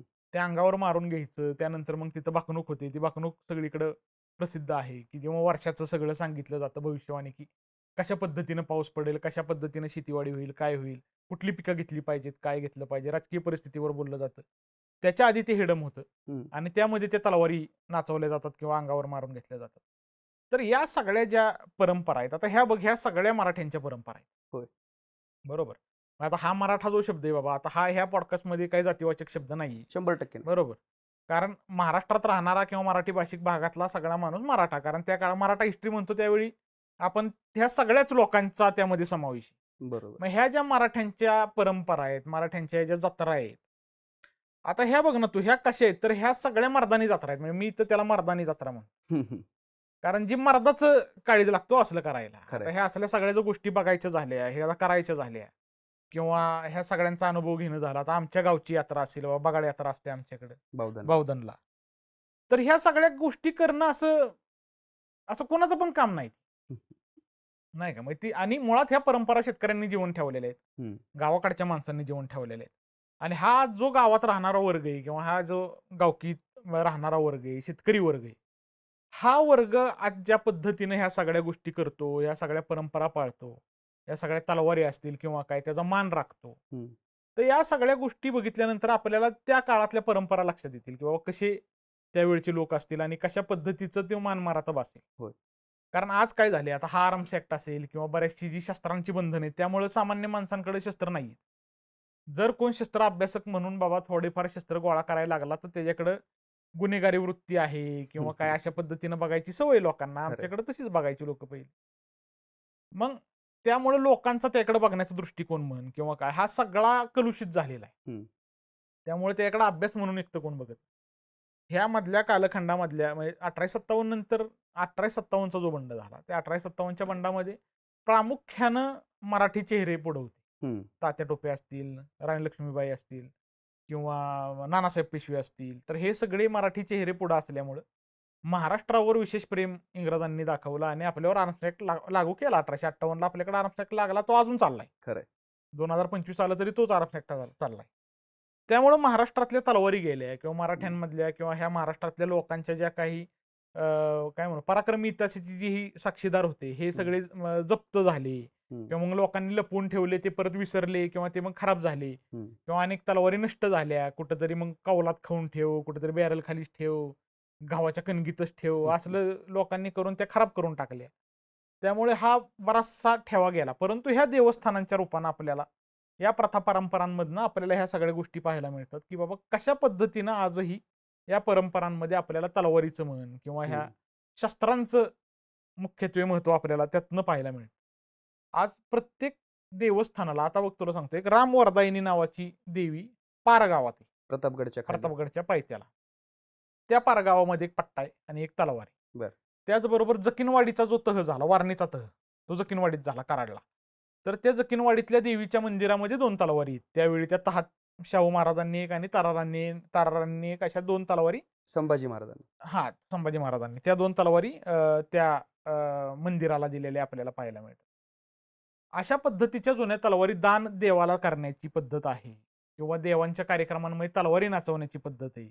त्याचबरोबर घरगुती जर कार्यक्रम आपण पाहिले, तर जी लग्न समारंभ आहे आपल्या घरचा, तर आता मुहूर्तमेढ नावाचा जो प्रकार असतो, तर त्या मुहूर्तमेढीला आपल्याकडं कुऱ्हाड बांधण्याची पद्धत आहे. होय. आता मालुसरेंच्या म्हणजे तानाजी मालुसरेंचं जे घर आहे किंवा मालुसरे जी सगळी कुटुंबीय आहेत, त्यांच्यात तलवार मेढीला बांधायची पद्धत. बर. मुहूर्तमेढीला ती तलवार बांधतात. आपण कशी कुऱ्हाड बांधतो हो. तशी ती तलवार बांधतात. मग ती पराक्रमाचीच साक्षी आहे ना मालुसरेंची. मालुसरे घराण्यानं जो काही पराक्रम दाखवला त्याचे प्रतीक म्हणून ते लग्नाच्या वेळी मेढीला तलवार बांधतात. किंवा मग आपल्या घरी जे आपण कुऱ्हाडी बांधतो त्याही युद्ध वापराच्याच एकेकाळी होत्या. कारण ह्यात कुऱ्हाडींनी पण युद्ध लढलेले आपल्याला पाहायला मिळतं. युद्ध कुऱ्हाडी बऱ्याच प्रकारच्या आपल्या भारतामध्ये प्रचलित होत्या. हम्म. मग ह्या कुऱ्हाडींचं म्हण किंवा या तलवारींचं लग्नातलं हे असं स्थान आहे किंवा मामानं तलवार धरण्याची पद्धत आहे. हो. काही ठिकाणी विळा धरला जातो. हो. काही ठिकाणी छोटी सुरी वगैरे धरली जाते. नवऱ्याला कट्यार देण्याची पद्धत आहे. खरंय. तर नवऱ्याच्या हातामध्ये कट्यार असते, त्याला पुढे लिंबू टोचला जातो, त्याला पूर्ण कापडानं पॅक केलं जातं. त्याचबरोबर आपण जर मराठवाड्यात गेलो, अहिल्यानगर असेल किंवा छत्रपती संभाजीनगर असेल, इथल्या लग्नांमध्ये असा एक छोटा खंजीर नवरदेवाच्या गाड्यात किंवा असा कमरेला बांधला बरोबर. जातो. तो बरोबर. असा मोठा बेल्ट असतो. हो. त्या बेल्टला तो खंजीर बांधला जातो. आता त्यामध्ये नवरदेवाला स्वतःलाच एक खंजीर आणि मग नंतर एक कट्यार हातात पण असतो. हम्म. मग तिथं ती एक प्रथा आपल्याला पाहायला मिळते की अशा अशा पद्धतीची कमरेला एक खंजीर बांधण्याची प्रथा आहे. हम्म. तर त्या पद्धतीने आपण जर पाहिलं तर ह्या समाजामध्ये, ह्या मराठी सगळ्या लोकांमध्ये किंवा ह्या महाराष्ट्रातल्या सगळ्या हिंदू समाजामध्ये ह्या सगळ्या तलवारींचं म्हण किंवा शस्त्रांचं सांस्कृतिक महत्व आहे. आपल्या घरच्या कार्यक्रमांना अशा पद्धतीच्या गोष्टी बाळगण्याचा, वापरण्याचा प्रघात आहे. परंतु आपण त्याच्याकडे एक ऐतिहासिक साधन म्हणून पाहत नाही किंवा आपण त्याच्याकडे एक अभ्यास म्हणून बघत नाही. हम्म. नाही का, की त्याचा अभ्यास पण झाला पाहिजे. आता ह्या अशाच पद्धतीनं का आपण तलवार धरायची मामानं माग हम्म. किंवा ती कट्यार का बाळगायची नवरदेवानं, तर ह्या गोष्टींवरती आपण कधी विचारच करत नाही. बरोबर. कट्यार आणायची भाड्यानं नवऱ्याच्या हातात द्यायची, झालं लग्न चाला. अशा पद्धतीनं चालू असते ही सगळी. खरंय. अशा अनेक प्रथा परंपरा आपल्याला पाहायला मिळतील की ज्यामध्ये आणि प्रत्येक भागानुसार त्या परंपरा बदलत जातात. हम्म. तर आता मी ज्या माझ्या डोळ्यांनी पाहिला त्या मी तुला सगळ्या सांगितलं. अजून बऱ्याच ठिकाणी अशा गावागावांमध्ये छोट्या मोठ्या प्रमाणामध्ये होणारे सण समारंभ असतील किंवा उत्सव असतील, यामध्ये ह्या अशा शस्त्रांचा वापर 100% होत असणार आहे. होतो. दसऱ्यासारखा आपल्याकडे सण असतो. हो. आता आमच्या भागामध्ये दसऱ्या दिवशी शस्त्रपूजन असतं, काही भागामध्ये खंडेनवमी दिवशी म्हणजे आदल्या दिवशी बरोबर. शस्त्रपूजन असतं. मग त्यामध्ये आपण सगळं घरात जे काय पाना स्क्रूड्रायव्हर पासनं सगळं तलवारी वगैरे भाले काय असेल नसेल तेवढं सगळं पुसतो. अलीकडे तर पुस्तक, हो, पेन, पेन. वह्या या पण पुसतो. मग ज्या गोष्टी आपल्याला शस्त्र वाटतायत, आता पेन शस्त्रच आहे. शस्त्रच आहे. आता ह्या काळाचं शस्त्रच आहे ती. त्याला खरंय. आता मोबाईल पण शस्त्रच झाले खरं. मोबाईल हे बाबा तुमचं कम्प्युटर, इंटरनेट हे शस्त्रच आहे. मग ह्याचं पूजन म्हण किंवा काय, आता ह्या सगळ्या गोष्टींचं पूजन करण्याची आपल्याकडे पद्धत आहे. मग ह्या प्रत्येक गोष्टी तुला जे म्हणलं मी, की जे प्रत्येक महाराष्ट्रात किंवा भारतात ज्या काही प्रत्येक गोष्ट आपल्याला जी डोळ्याला दिसते, हम्म. ती आपल्याला पूजनीय वाटते बरोबर. आणि त्यामुळेच ही खरं संस्कृती टिकलेली आहे. त्याच्यामध्ये शस्त्रांचंही खूप मोठं खूप योगदान आहे. मोठं योगदान आहे. आता ह्या गोष्टी सांगत असताना तू विळा, कट्यार, सुरी, खंजीर या शस्त्रांची नावं घेतली. आपल्याला शस्त्र म्हणले की डोळ्यासमोर येते तलवार, पट्टा, ढाल, भाले. त्याच्या पुढे जाऊन धनुष्यबाण. कोण अभ्यासक असेल तर मग तो खंडा किंवा मग शमशेर हो, असं काहीतरी. अशाकडे जातो. हां. पण या छोट्या शस्त्रांना कायम आपण दुर्लक्षित करत आलो. पण ही छोटी शस्त्र सुद्धा तेवढीच महत्वाची आहेत जेवढी रणांगणामध्ये आपल्याला ही मोठी शस्त्र काम करताना, कामगिरी बजावताना दिसतात. ही छोटी शस्त्र कोणती आहेत, त्यांचे प्रकार काय आहेत आणि त्या प्रकारांचं महत्व काय? आता बघ, छोट्या शस्त्रांचं जे वर्गीकरण आहे ना, एक तर ते त्याच्या मुठीवरून होतं बरं. किंवा त्याच्या पात्यावरून होतं. काही शस्त्रांची पाती सरळ आहेत, काहींची वक्र आहेत, काहींची अशी डबल वक्र आहेत, नाही का, दुहेरी वक्रता आहे त्याला. हम्म. तर अशा विविध पद्धतीने किंवा मुठींचे वेगळे वेगळे प्रकार आहेत, त्यावरून त्या सगळ्यांची वेगळी वेगळी प्रकार केले जातात. हम्म. आता हे प्रकार भागानुसार पण आहेत. हम्म. मग दक्षिण भारतात वेगळे, उत्तर भारतात वेगळे, मग सांगितलं त्याप्रमाणे. आता बघ, सगळ्यात फेमस काय आहे तर कट्यार. होय. सध्या आपल्याकडे तर सगळ्यात प्रचलित कट्यार आहे. आता ते कट्यार काळात घुसली पिक्चरचं किंवा नाटकाचं इतकं त्याच्या मागे खरंच मी तुला खरं सांगतो, म्हणजे त्याचं योगदान आहे की लोकांना कट्यार तरी कळली कशी असते. नाही तर लोक खंजीराला कट्यार म्हणताना मी बघितलेली, कट्यारीला खंजीर म्हणताना बघितलेले, बिचव्याला काहीच न म्हणलेले बघितलेली. परत एक खंजीराला सुरी पण म्हणलेली बघितलेली. आता सुरीच म्हणजे सगळे हे सुरीचेच प्रकार आहेत. हम्म. सुरी आपण जर समजा त्याला एकच नाव दिलं की बाबा सगळ्या प्रकाराला एक सुरी आणि त्या सुरीतून त्याचे वेगळे वेगळे प्रकार, हम्म. तर त्यातलं कट्यार नावाचं एक शस्त्र आहे, ते महत्वाचं आहे. आता कट्यारीचं काय आहे तर कट्यार ही आपल्याला जी पाहायला मिळते ना, त्याला पंच डॅगर असं म्हणलं जातं. पंच डॅगर म्हणजे पंच म्हणजे बुक्की. हम्म. मग बुक्कीचा जो वापर आहे किंवा बुक्की ज्या पद्धतीने मारतो आपण त्या पद्धतीनं तिचं पातं इथं समोर येतं. हम्म. त्यामुळं मग आपण ती बुक्की मारल्यासारखा ऍक्शन करून किंवा ती त्या प्रकारची मुवमेंट करून आपण त्यांना मारू शकतो. मग ती कट्यार एक झाली. मग त्यामध्ये एक असते ती विजयनगर कट्यार. तिला वरती अशी परज असते, म्हणजे हाताला थोडंसं गार्डिंग असतं परत. आणि विजयनगरी कट्यारी थोड्याशा लांब पण असतात, लांबीला जास्त असतात. मग ह्या कट्यारी असतील. मग खंजीर जो आहे, खंजीर हा असा वक्र असतो तलवारीसारखाच. आणि त्याची जी ठेवण आहे ना, त्याला जी धरायची पद्धती आहे, हं. खंजीर असा उलटा धरावा लागतो बरं का. त्याचं पातं खाली येतं, वरती मूठ राहते.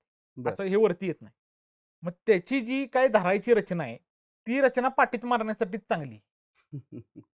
मग त्यानं पाठीवरच वार चांगला होऊ शकतो बरं. खंजिरानं. त्याच्यामुळे ती म्हण पडली. त्यामुळे ती म्हण पडलेली, की बाबा खंजीर पाठीत खंजीर मारला वगैरे अशा पद्धतीने नाही का, किंवा पाठीत खंजीर खुपसला. हं. तर ते तशा पद्धतीनं धरायचं असतं म्हणून त्याला अ, तशी मन रूढ झालेली. त्याचबरोबर बघ खालीच पातं निघालं असे चिलानम नावाचं शस्त्र आहे. बरं. जे दक्षिण भारतामध्ये आपल्याला जास्त पाहायला मिळतं. त्याची जी वरची मूठ आहे, त्याचे 2 कंस एकामेकाला चिकटल्यासारखी अशी त्याची मूठ असते आणि मध्ये एक छोटी गोळी असते. बरं. मग ती इथं फिट होते, हं. या मधल्या खळग्यामध्ये. तर तो जो ते जे शस्त्र आहे, ते आपल्याला आहे ना बऱ्यापैकी काही मूर्त्या मध्ययुगीन कालखंडामध्ये कर्नाटक किंवा दक्षिण भारतामध्ये जास्त प्रमाणात मूर्तिशास्त्र किंवा मूर्ती तयार करणारे लोक पहिल्या काळापासून आहेत. होय. किंवा सुस्थितीत तिथं हां, मूर्त्या चांगल्या चांगल्या तयार आणि तयार करणारे लोक पण तिथं चांगले भरपूर आहेत. अजूनही तसेच आहे. हो. तर महाराष्ट्रामध्ये अनेक मूर्त्या तिकडून खालून बनवून यायच्या. तर काही गावांमध्ये ना आपल्याला मारुतींच्या मूर्तीच्या कमरेला ते चिलानम नावाचं शस्त्र पाहायला मिळतं. हं. कारण त्या बनलेत दक्षिण भारतात त्यामुळे तिकडचं शस्त्र तिथं दाखवलेले आणि बरं. आपल्याकडे लोकांना ते वज्र वाटतं. म्हणजे ते जे इंद्रानं वज्र हो. मारलेली जी कथा आहे हनुमानाला, तर हो. मग ते वज्र परत मग हनुमानानं स्वतःकडेच ठेवलं असं सांगितलं जातं. हं, हं. पण ते चिलानम आहे. हं. मग चिलानम एक खंजराली नावाचं शस्त्र आहे. ते खंजराली दिसायला चिलानम सारखंच असतं. खाली त्याचं पातं जे आहे ते चिलानम सारखंच आहे. फक्त वरती आहे ना जी मूठ आहे, हं. त्याशी नागाच्या फणीसारखी किंवा माशाच्या शिपटीसारखी दिसते. बरं. अशी मोठी असते. अशी वरती भरपूर मोठा त्याचा भाग येतो. खंजराली नावाचं. बरं. त्यानंतर एक आयुध कत्ती किंवा आद्य कत्ती नावाचं शस्त्र आहे. हं. की जे कत्ती नावाचा एक प्रकार असतो बघ शस्त्रांचा, ज्याला उलट्या बाजूलाच धार असते किरत सारखीच. हं. आणि ते थोडं जास्त चॉपिंग करण्याचं चॉपर सारखं असतं. बरं. म्हणजे ते चॉपर प्रकारातच जातं. तर ते आद्य कत्ती किंवा आयुध कत्ती हे एक छोटं शस्त्र आहे. हं. ते ओरिसा वगैरे त्या भागामधलं रिजनल शस्त्र आहे. हं. त्यानंतर मी जे म्हणलं डाव नावाचं शस्त्र, ते पण छोट्या प्रमाणामध्ये पण आपल्याला पाहायला मिळतं. डाव नावाचं हं. शस्त्र. त्यानंतर बघ छोटं मग वाघनक आलं. होय. वाघनक तर सर्वश्रुत आहे. वाघनकाचं काही वेगळं मी डिपिक्शन द्यायची किंवा माहिती द्यायची गरज नाही. वाघनक नावाचं शस्त्र. आता एक बिछवा नावाचं शस्त्र असतं. हं. तर बिछवा जर आपण पाहिला, तर तो विंचवाच्या नांगीसारखा दिसतो. होय. म्हणून मग त्याला बिच्छू या शब्दावरनं बिछवा असं हं. त्याला नाव दिलेलं आहे, बिछवा. त्यानंतर बघ एक खैबर सुरा नावाचा एक प्रकार आहे, की जो भारतीय सरळ सुरा म्हणजे सरळ शस्त्र आणि हे जे मिडल ईस्टमधून आलेले आक्रमक आहेत ह्यांच्या सुरे ह्यांचं एक कॉम्बिनेशन तयार झालेली. बरं. त्याला खैबर सुरे असं म्हणलं जातं. हं. त्यानंतर बघ तुला सांगतो एक ती ग्लेडियस सारखी दिसते. युरोपियन ग्लेडियस जे म्हणलं मी मागाशी तुला, हं. ते ग्लेडियस सारखी दिसते. त्याचबरोबर एक सुंदर शस्त्र आहे, असं एक छोट्या शस्त्रांच्या ह्याच्यात येतं. विळीसारखंच असतं. रामपुरी चाकू कसा असतो? होय. आता ते म्हणजे मूठ असते आणि ते मुठीमध्ये चाकू फिक्स होतो आणि बाहेर निघतो. हं. तशा पद्धतीची एक विळी आपल्याला दक्षिण भारतात पाहायला मिळते किंवा हे ओरिसा वगैरे हा जो कडेचा भाग आहे ना, त्याशी मिटते बरं. आणि परत बाहेर निघते. बरं. त्याचबरोबर समजा छोटाच एरिया आहे मारायचा. हं. त्यावरून जगनाल नावाचं एक शस्त्र आहे. जगनाल म्हणजे अ, कावळ्याची चोच. कावळ्याच्या चोचीसारखं दिसणारं जगनाल नावाचं शस्त्र आहे. किंवा भारतात बघ भुज नावाचं एक शस्त्र आहे. होय. तर ते त्याला आपण नायपॅक्स असं म्हणलं जातं. हं. म्हणजे कुऱ्हाड आणि सुरा यांचं एक कॉम्बिनेशन. त्यानंतर गुर्ज नावाचं शस्त्र. हं. महाराजांकडे पण एक गुर्जा होता, शंभूप्रसाद नावाचा गुर्ज. बरोबर. तर ते गदेचं मध्ययुगीन ॲडॅप्टेशन आहे. बरं. तर ह्या गुर्जाचा दरबारी वापर पण खूप महत्वाचा आहे. कारण गुर्ज हे जे लोकशाही फरमान वगैरे घेऊन जाणारे लोक आहेत किंवा हं. जे राजाज्ञा पास करणारे लोक आहेत, ह्यांना गुर्जदार असं म्हणलं जायचं. हो. आणि त्यांच्याकडे मग ते गुर्ज असायचा. ते गुर्ज असायचा म्हणून त्यांना ते गुर्जदार असं म्हणलं जायचं. मग त्यांनी असं ते खांद्यावर गुर्ज घेऊन यायचा. हं. त्याच्यावरनं आपल्याला कळलं पाहिजे, की बाबा हा मेसेंजर माणूस आहे. हं. म्हणजे हा आपला मेसेज ट्रान्सफर करणारा किंवा राजाज्ञा पास करणारा, फरमान नेणारा अशा पद्धतीचा माणूस आहे. ज्याला गुर्जदार असं म्हणलं जातं. हं. त्याचबरोबर बघ भारतामध्ये अजून आपल्याला पाहायला मिळतं उत्तर भारतामध्ये जर आपण गेलो किंवा उत्तर भारतापेक्षा आपण जर मिडल ईस्टमध्ये गेलो, हं. तर धनुष्याचे वेगळे वेगळे प्रकार पाहायला मिळतात. बरं. धनुष्यबाणाचे. आणि जे महाराष्ट्रामधलं बाण आहेत किंवा महाराष्ट्रातलं धनुष्यबाणाचा वापर आहे आपण उंबरखिंडीचा जर एपिसोड पाहिला, उंबरखिंडीचं जे सगळं प्रकरण आहे त्यामध्ये महाराजांनी धनुष्यबाण घेतलेलं आपल्याला वर्णन पाहायला मिळतं. त्याचबरोबर जे बांदल आहेत हो. ते बाणदल ह्या शब्दाचा अपभ्रंश झालेला आहे आणि ते बांदल झाले. बरोबर. मग ते त्यांचं स्वतःचं ते धनुष्यबाणाचं दल होतं हं. म्हणून त्यांना बाणदल असं म्हणलं जातं. आणि मग तिथून ते बांदल असं परत पुढं त्याचा अपभ्रंश होऊन ते आडनाव तयार झाले. मग अशा पद्धतीची ही शस्त्र म्हण किंवा मग हे आता त्याचा समाजावर बघ ना किती परिणाम. गुर्जदार म्हणतोय आपण एखाद्याला, बांदल म्हणतोय एखाद्याला. मग ते शस्त्रावरूनच नावं नावं पडली. देतोय किंवा शस्त्रावरूनच आपल्याकडं किती म्हणी आहेत. आता मगाशी खंजिराचा विषय हो. झाला. पाटीत खंजीर खूप असं झालं. तोंडाचा पट्टा चालवू नको म्हणणार एक म्हण आहे नाही का. मग पट्टा हो. जो दानपट्टा आहे तर तो तशा पद्धतीचा की तोंडाचा पट्टा चालवू नको. म्हणजे जास्त सपासप वार हो. तोंडाने जे करतात त्यांच्यासाठी ती म्हण रूढ आहे किंवा अशा बरोबर. पद्धतीच्या बऱ्याच म्हणी, बऱ्याचशे वाक्प्रचार आपल्याकडे शस्त्रांवरचे असतात. आणि म्हणजे समाज व्यवस्थेमध्ये शस्त्रांचं किती महत्व आहे हं. हे आपण लक्षात घेतलं पाहिजे यावरून. आपल्या या इतिहास कट्ट्यामध्ये एक थीम आहे. हं. त्याच्यामध्ये आपण आलेल्या प्रत्येक अभ्यासकाकडून किंवा पाहुण्यांकडून एक मिथ बस्टर प्रश्न घेतो. हं. मला आज 2 घ्यायचे. त्यातला पहिला घ्यायचा आहे मला हं. शिवाजी महाराज हं. आणि अफझल खानवर. हं. हे जे काही प्रकरण आहे हं. शिवचरित्रातलं, हं. तर ते टर्निंग पॉइंट आहे बरोबर. महाराजांच्या आयुष्यातला बरोबर. किंवा मराठ्यांच्या इतिहासातला. वाघनख छत्रपती शिवाजी महाराजांनी अफझल खानाच्या वधामध्ये वापरलं होतं का? हं. आणि खरंच वाघनख्यानी एखादा माणूस मरू शकतो का? शिवाजी महाराज सोडून देऊ हं. या दुसऱ्या ह्याच्यासाठी. आता बघ तुला सांगतो मी. शिवाजी महाराजांनी अफझल खानाला मारला. हं. त्याचे बरेचसे पुरावे आपल्याला पाहायला मिळतात. म्हणजे बऱ्याच ठिकाणी वेगळे वेगळे उल्लेख आपल्याला पाहायला मिळतात. ते तर खरंच आहे. हां. त्यात काही डाऊटच नाही. आता शिवभारत नावाचा जो पुरावा आहे, हं. कवींद्र परमानंदांनी लिहिलेलं जे शिवभारत आहे ते समकालीन आहे. बरोबर. ते सगळ्या अभ्यासकांनी मान्य केलेलं आहे की बाबा ते ऑथेंटिक आहे म्हणून, कारण ते महाराजांच्या आज्ञेनं तयार झालेले. तर ते संस्कृत काव्य आहे. हं. बरोबर. तर त्यामध्ये हे जे आपण बघतो ना की बाबा महाराज गेले किंवा अफझल खानाने त्यांना मिठी मारली आणि मग ती मान दाबली, पाठीत वार केला, हे असं काही नाही. त्यात महाराजांनी कृपणिका नावाच्या शस्त्रानं अफझल खानाला मारल्याचा उल्लेख आहे. बरं. तर आता ही कृपणिका म्हणजे नक्की काय? हा थोडासा आता प्रश्न आहे बरं का. हं. कारण त्यांनी जो ते शब्द वापरलाय, आता कृपान नावाचा एक शब्द आहे. कृपान म्हणजे एक छोटी तलवार किंवा खंजीर ह्या प्रकारातलं आपण एक एवढ्या मापाचं शस्त्र म्हणू शकतो. 1 ते 1.5 फुटाचं हं. किंवा 1 फुटाच्या आतलं एक 10 इंचाचं वगैरे असं. तर आता ही कृपणिका म्हणजे नक्की काय? मग ती तलवार असू शकते, छोटी तलवार असू शकते. म्हणजे थोडीफार लांबीनं कमी, कारण तिथं थोडी लपवून न्यायला लागणार असल्यामुळे छोटी तलवार छोट्या तलवार असण्याची शक्यता आहे. त्याचबरोबर जे नंतरची साधने, नंतरची म्हणण्यापेक्षा जी समकालीन जयदेश शकावलीसारखं साधन आहे किंवा राजाराम महाराजांच्या आज्ञेनं जे सभासद बखर तयार झाले, या साधनांमध्ये आपल्याला वाघनखाचा उल्लेख सापडतो. बरं. की वाघनख आणि बिछवा हं. ह्या 2 शस्त्रांचा आपल्याला वापर केलेला पाहायला मिळतो. आता बघ, आता वाघनख हे जे शस्त्र आहे, आता तू जे दुसरा मला प्रश्न विचारला, वाघनख हे छोटं असतं, म्हणजे त्याला एवढी एवढीच नखं असतात. हं. मग ते वाघाच्या नखांसारखं ते आहे. तर ते वाघांच्या नखासारखं असल्यामुळे ते तुम्हाला आतमध्ये इजा करणार आहे. आता हं. बघ तुला सांगतो, तो जो कालखंड आहे तो सगळा नोव्हेंबर महिना आहे. होय. आता ते महाबळेश्वर आहे. हं. प्रतापगडच्या पायथ्याला भयानक थंडी असते. बरं का, म्हणजे भयानकच आहे. म्हणजे थंड हवेचं ठिकाण म्हणून ते आज त्यासाठीच फेमस आहे. बरोबर. त्या कालखंडातली सगळी परिस्थिती, त्या काळात तर प्रदूषण नावाचा काही प्रकार नव्हता. त्याचबरोबर त्यावेळी सगळी जंगल, अजून पण जंगल घनदाट आहे. त्यामुळं अफझल खानाने जे काय घातलंय अंगात, ते थोडंफार जाड प्रकारचं असण्याची शक्यता आहे. दरबारी पोशाख पण तसाच भरजरी वस्त्रांचा. भरजरी वस्त्र, कारण ती भेटण्याची वेळ आणि भेटण्याचं ठिकाणच थंड आहे. होय. त्यामुळं तो अशा पद्धतीचे जाड कपडे घालून आणण्याची शक्यता आहे. आता हे माझं एक हायपोथेसिस आहे. बरं. बरं का. आता ह्याच्याबद्दल काय उल्लेख नाहीये, परंतु त्या एकंदर परिस्थितीचा, त्या भौगोलिक परिस्थितीचा आणि तर्क आहे. हवामानाचा अंदाज घेऊन तो तर्क आहे. आता महाराजांनी जी वाघनखं वापरलेली आहेत, कारण अफझल खानानं महाराजांचा गळा आवळला हं. काखेमध्ये आणि पाठीवरती वार केला खंजिरानं किंवा कुशीत जमदाड चालवली असा ह्याच्यात उल्लेख आहे आपल्या सभासद बखरमध्ये. होय. म्हणजे त्यानं हल्ला केला आणि त्यानंतर मग महाराजांनी प्रतिहल्ल्यामध्ये पहिल्यांदा वाघनखांनी हल्ला केला. वाघनखांचा हल्ला झाल्यामुळं ती मिठी सैल झाली, कारण अचानक त्याला काहीतरी लागला असल्यामुळं त्यानं ती मिठी सैल केली आणि त्यानंतर मग बिछव्यानं त्याचं पोट फाडलं. हं. बरोबर. कारण बघ, अफझल खानाचा मृत्यू किंवा अफझल खानाला मारलाय संभाजी कावजींनी, बरोबर. त्याचा तिथं मृत्यू नाही झालेला. वाघनखांनी समज अशा भागावर वार झाला की जे नाजूक भाग आहे. आता समजा डायरेक्ट गळ्यावरतीच वार झाला, माणूस मरू शकतो. हम्म. एखादी पोटातली वगैरे किंवा इकडची साईडची जर समज एखादी नसकट झाली अचानक, तर माणूस मरू शकतो.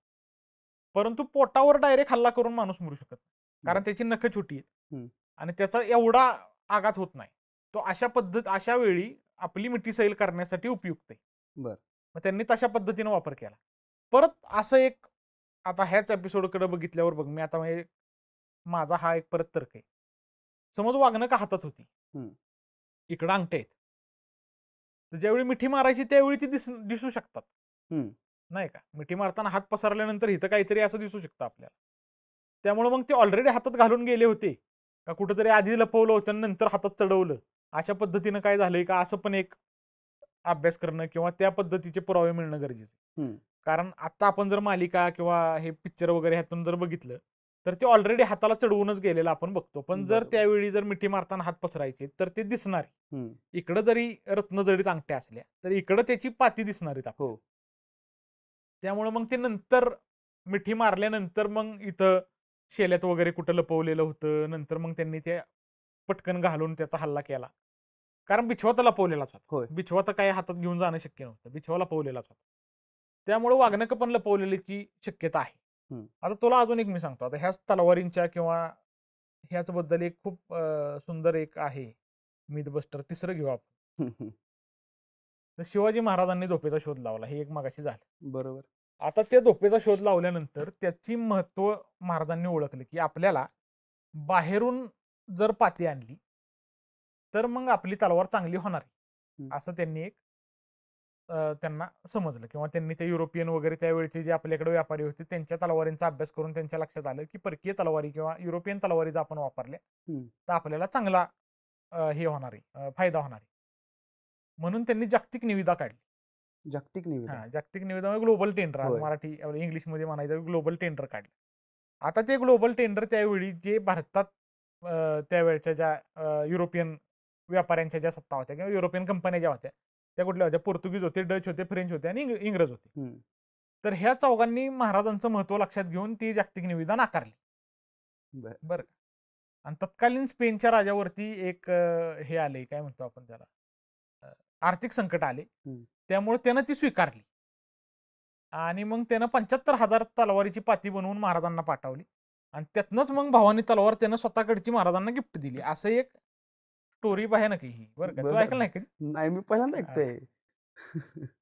मी कधीपासून ऐक, बर. म्हणजे व्हॉट्सअपवर फिरती, फेसबुकवर फिरती, ही युट्यूबवरती, ह्याच्यावर काय रील आहेत. सांगतो, काय हो, सांगतो. ह्याच्या रील आहेत. आता बघ तुला सांगतो, मुळात आहे ना, भारतीय व्यापार जर आपण बघितला, भारतीय जो शस्त्रांचा व्यापार आहे परकीय, 1448ला वास्को द गामा आला होय. सगळ्यात पहिला. ते मगाशी जे म्हणलं ते कॉन्स्टँटिनोपल, ऑटोमन तुर्क, हम्म. ते सगळं झालं आणि मग ते आला. म्हणजे भारत शोधणं इतकं महत्वाचं होतं त्यांच्यासाठी. मसाल्याचे पदार्थ युरोपमध्ये तयार होत नाही हम्म. आणि मसाल्याच्या पदार्थांसाठी त्यांना भारत पाहिजे होता, की हम्म. भारतातूनच मसाले आपण आणले पाहिजेत आणि आपल्याला आले पाहिजेत. आणि मधला व्यापारी मार्ग बंद झाल्यामुळं मग त्यांना ह्या समुद्री मार्गांचा शोध लावणं आणि भारताकडे येणं तसं त्यांना गरजेचं वाटलं. मग हम्म. वास्को द गामा हा सगळ्यात पहिला कोलंबस निघाला. हम्म. त्यानं अमेरिकेचा शोध लावला. त्यानंतर अमेरिगो वेस्पुसी नावाचा माणूस त्याच रोडनं गेला. त्याला कळलं की बाबा हा आला इकडे, पण हे वेगळंच आहे काहीतरी. अमेरिकेचा शोध लागला मग, नाही होय. का? मग ते अमेरिगो वेस्पुसीवर ना अमेरिका असं नाव पडलं त्याचं. मग वास्को द गामा म्हणला, हे दोन माणसं जर तिकडं गेलीत आणि त्यांना जर दुसरंच काहीतरी सापडले तर भारत तिकडं नाही, भारत पश्चिमेकडे, हम्म. पूर्वेकडे आपण नाही गेलं पाहिजे. म्हणून तो इकडं आला, केप ऑफ गुड होपला वळसा मारून आफ्रिकेला भारतात आला. हम्म. कालिकत बंदरावर पोहोचला. तिथनं मग त्या पोर्तुगीज लोकांचं आणि भारताचं व्यापारी सगळं सुरू झालं. मग या सगळ्याच प्रकारचा व्यापार चालू झाला. मग यात शस्त्र आली, तुझे कापड उद्योग आला, मसाले आले, सगळ्याच गोष्टी, रत्न आले, सगळं जेवढं जेवढं काय काय मिळतंय तेवढं सगळ्याचा व्यापार सुरू झाला. हम्म. मग पहिले पोर्तुगीज लोक इथं येऊन सेटल झाले. मग त्यांच्या मागनं फ्रेंच आले, डच आले आणि सगळ्यात शेवट इंग्रज आले. होय. तर इंग्रज मुळात ईस्ट इंडिया कंपनीची स्थापना 1600ची. होय. हा आलाय 1448ला. म्हणजे जवळजवळ किती वर्षाचा बघ, 120 वर्षांचा कालखंड आहे हा. हम्म. तर या काळात काय व्हायचं, पोर्तुगीज, डच आणि फ्रेंच हे लोक युरोपमधल्या इतर देशातल्या तलवारी घ्यायचे, स्वतःकडे पण बनवायचे आणि ते भारतामध्ये आणून विकायचे. हम्म. त्यानंतर मग इंग्रजांनी ह्या व्यापारात थोडं स्वतःचं वर्चस्व निर्माण करण्याचा, शस्त्रांच्या व्यापारातलं वर्चस्व निर्माण करण्याचा प्रयत्न केला. जास्तीत जास्त माल आणून विकण्याचा प्रयत्न केला, परंतु त्यांना ते काही सुरुवातीच्या काळात जमलं नाही. 1607 का 8 सालचं बघ एक पत्र आहे. तर थॉमस रो नावाचा इंग्रज अधिकारी भारतातला, त्यानं तिकडे पत्र लिहून पाठवले की तुम्ही जे काही पाठवताय ते सगळं निकृष्ट दर्जाचं, इथं विकलं जात नाही. हो. मग अशा पद्धतीचा तो एक पत्रव्यवहार पहिला झाला. त्यानंतर मग इंग्रजांनी स्पेन म्हण किंवा म्हणजे हे बघ, हा जो स्पेनचा मुद्दा आहे, स्पेन एक तर कधी आलंच नाही. बरोबर. भारताकडे स्पॅनिश लोक कधी आलीच नाही. कधीच नाही. स्पेनचा व्यापार, जर्मनीचा व्यापार हा इंग्रज, पोर्तुगीज, डच, फ्रेंच ह्या लोकांमार्फत आपल्याकडे होता. हम्म. आणि ह्या स्पॅनिश लोकांनी मुळात अमेरिकेकडे जास्त लक्ष दिलं आणि मेक्सिको नावाचा जो आज देश आहे हो. हा सगळा स्पॅनिश लोकांचा देश आहे. बरोबर. त्यांनी तिकडं लक्ष दिलं, तिकडं वसाहती स्थापन केल्या, तिकडं स्वतःचा एक वेगळा देश तयार करून घेतला. स्पॅनिश लोक इकडे कधी आले नाही. कधीच नाही आले. मुळात जागतिक निविदा नावाचा प्रकार त्यावेळी नव्हता. जागतिक निविदा काढल्यानंतर त्याला इंटरनेट लागतं नाही का, त्यावेळी इंटरनेट नव्हतं. खरंय. स्पेनचा राजा काय आला नव्हता. हम्म. आणि महाराजांच्या ज्या 3 तलवारी आहेत त्यातली कुठली स्पॅनिश नाही. खरंय. त्यानंतर बघ तुला सांगतो, IHS जे लिहिलेली हम्म. जगदंबा तलवारीवर आपल्याला जे पाहायला मिळतं, तर त्या IHSचा पण लॉंग फॉर्म आहे आपल्याकडे. तर हम्म. इम्पेरियल हेरिटेज नाही, इम्पेरियल हेरिटेज, बहुतेक हेरिटेजेस बरं का, हम्म. मी चुकत नसेल तर इम्पेरियल हेरिटेज ऑफ स्पेन बर. असा त्यांनी त्याचा फुलफॉर्म पण काढलाय शोधून. तर तसं काहीच नाहीये, ती पोर्तुगीज मेड तलवार आहे. Imperial heritage of Spain. Spain. हा, वा. आता ते हेरिटेज आहे का काय मला आठवना, पण इम्पेरियल तर बरोबर आहे, स्पेन बरोबर आहे. हेरिटेजच असेल, म्हणजे 99% तर हेरिटेजच आहे. बर. आता बघ, आता हा जो सगळा व्यापार आहे हा इंग्रजांनी केला. पोर्तुगीजांच्या तलवारी पहिल्यापासून आपल्याकडे होत्या, त्यामुळे आपल्याकडे जास्तीत जास्त पोर्तुगीज तलवारी पाहायला मिळतात त्या काळात. हम्म. म्हणजे मध्ययुगीन कालखंडामध्ये. नंतर इंग्रजांनी त्याच्यावर मोनोपॉली स्थापन केली, जर्मन तलवारी मग यायला लागल्या. हम्म. तर ह्या ज्या व्यापारी, हा जो सगळा रूट आहे किंवा हा जो सगळा व्यापार आहे, ह्याची सगळ्यात जास्त काय म्हणू आपण त्याला, हा हा व्यापार का चालला, हम्म. तर युरोपमध्ये ब्रॉड सॉर्ड नावाचा एक प्रकार आहे किंवा त्याला मॉर्च्युरी सॉर्ड असं म्हणलं जातं. ते मॉर्च्युरी सॉर्ड जर बघितली तर ती सेम धोपेसारखी सॉर्ड आहे. बर. त्यांच्याकडे ऑलरेडी तशा पद्धतीची तलवार असल्यामुळे त्यांना मॅन्युफॅक्चर करणं सोपं झालं. त्यामुळे धोप हा प्रकारच आपल्याला जास्तीत जास्त तिकडनं आलेला पाहायला मिळतो. बर. धोपेसारखीच तलवार जी, ज्याला आपण फिरंग मगाशी मी उल्लेख केला, पाश्चिमात्य अभ्यासक सगळ्यालाच फिरंग मानतात. महाराजांचे समकालीन जर सगळे पुरावे आपण अभ्यास केले, सगळे समकालीन पुराव्यांचा जर अभ्यास केला, तर त्यात तुळजा फिरंग, जगदंबा फिरंग किंवा भवानी फिरंग अशी नाव येतात. तिथं धोप असं नाव येत नाही. हम्म. कारण महाराजांच्या या तलवारी सगळ्या युरोपियन मेडच्या होत्या. मग ह्या युरोपियन मेडच्या तलवारींना किंवा फिरंगात बांधलेल्या तलवारींना फिरंग म्हणायची पद्धत होती.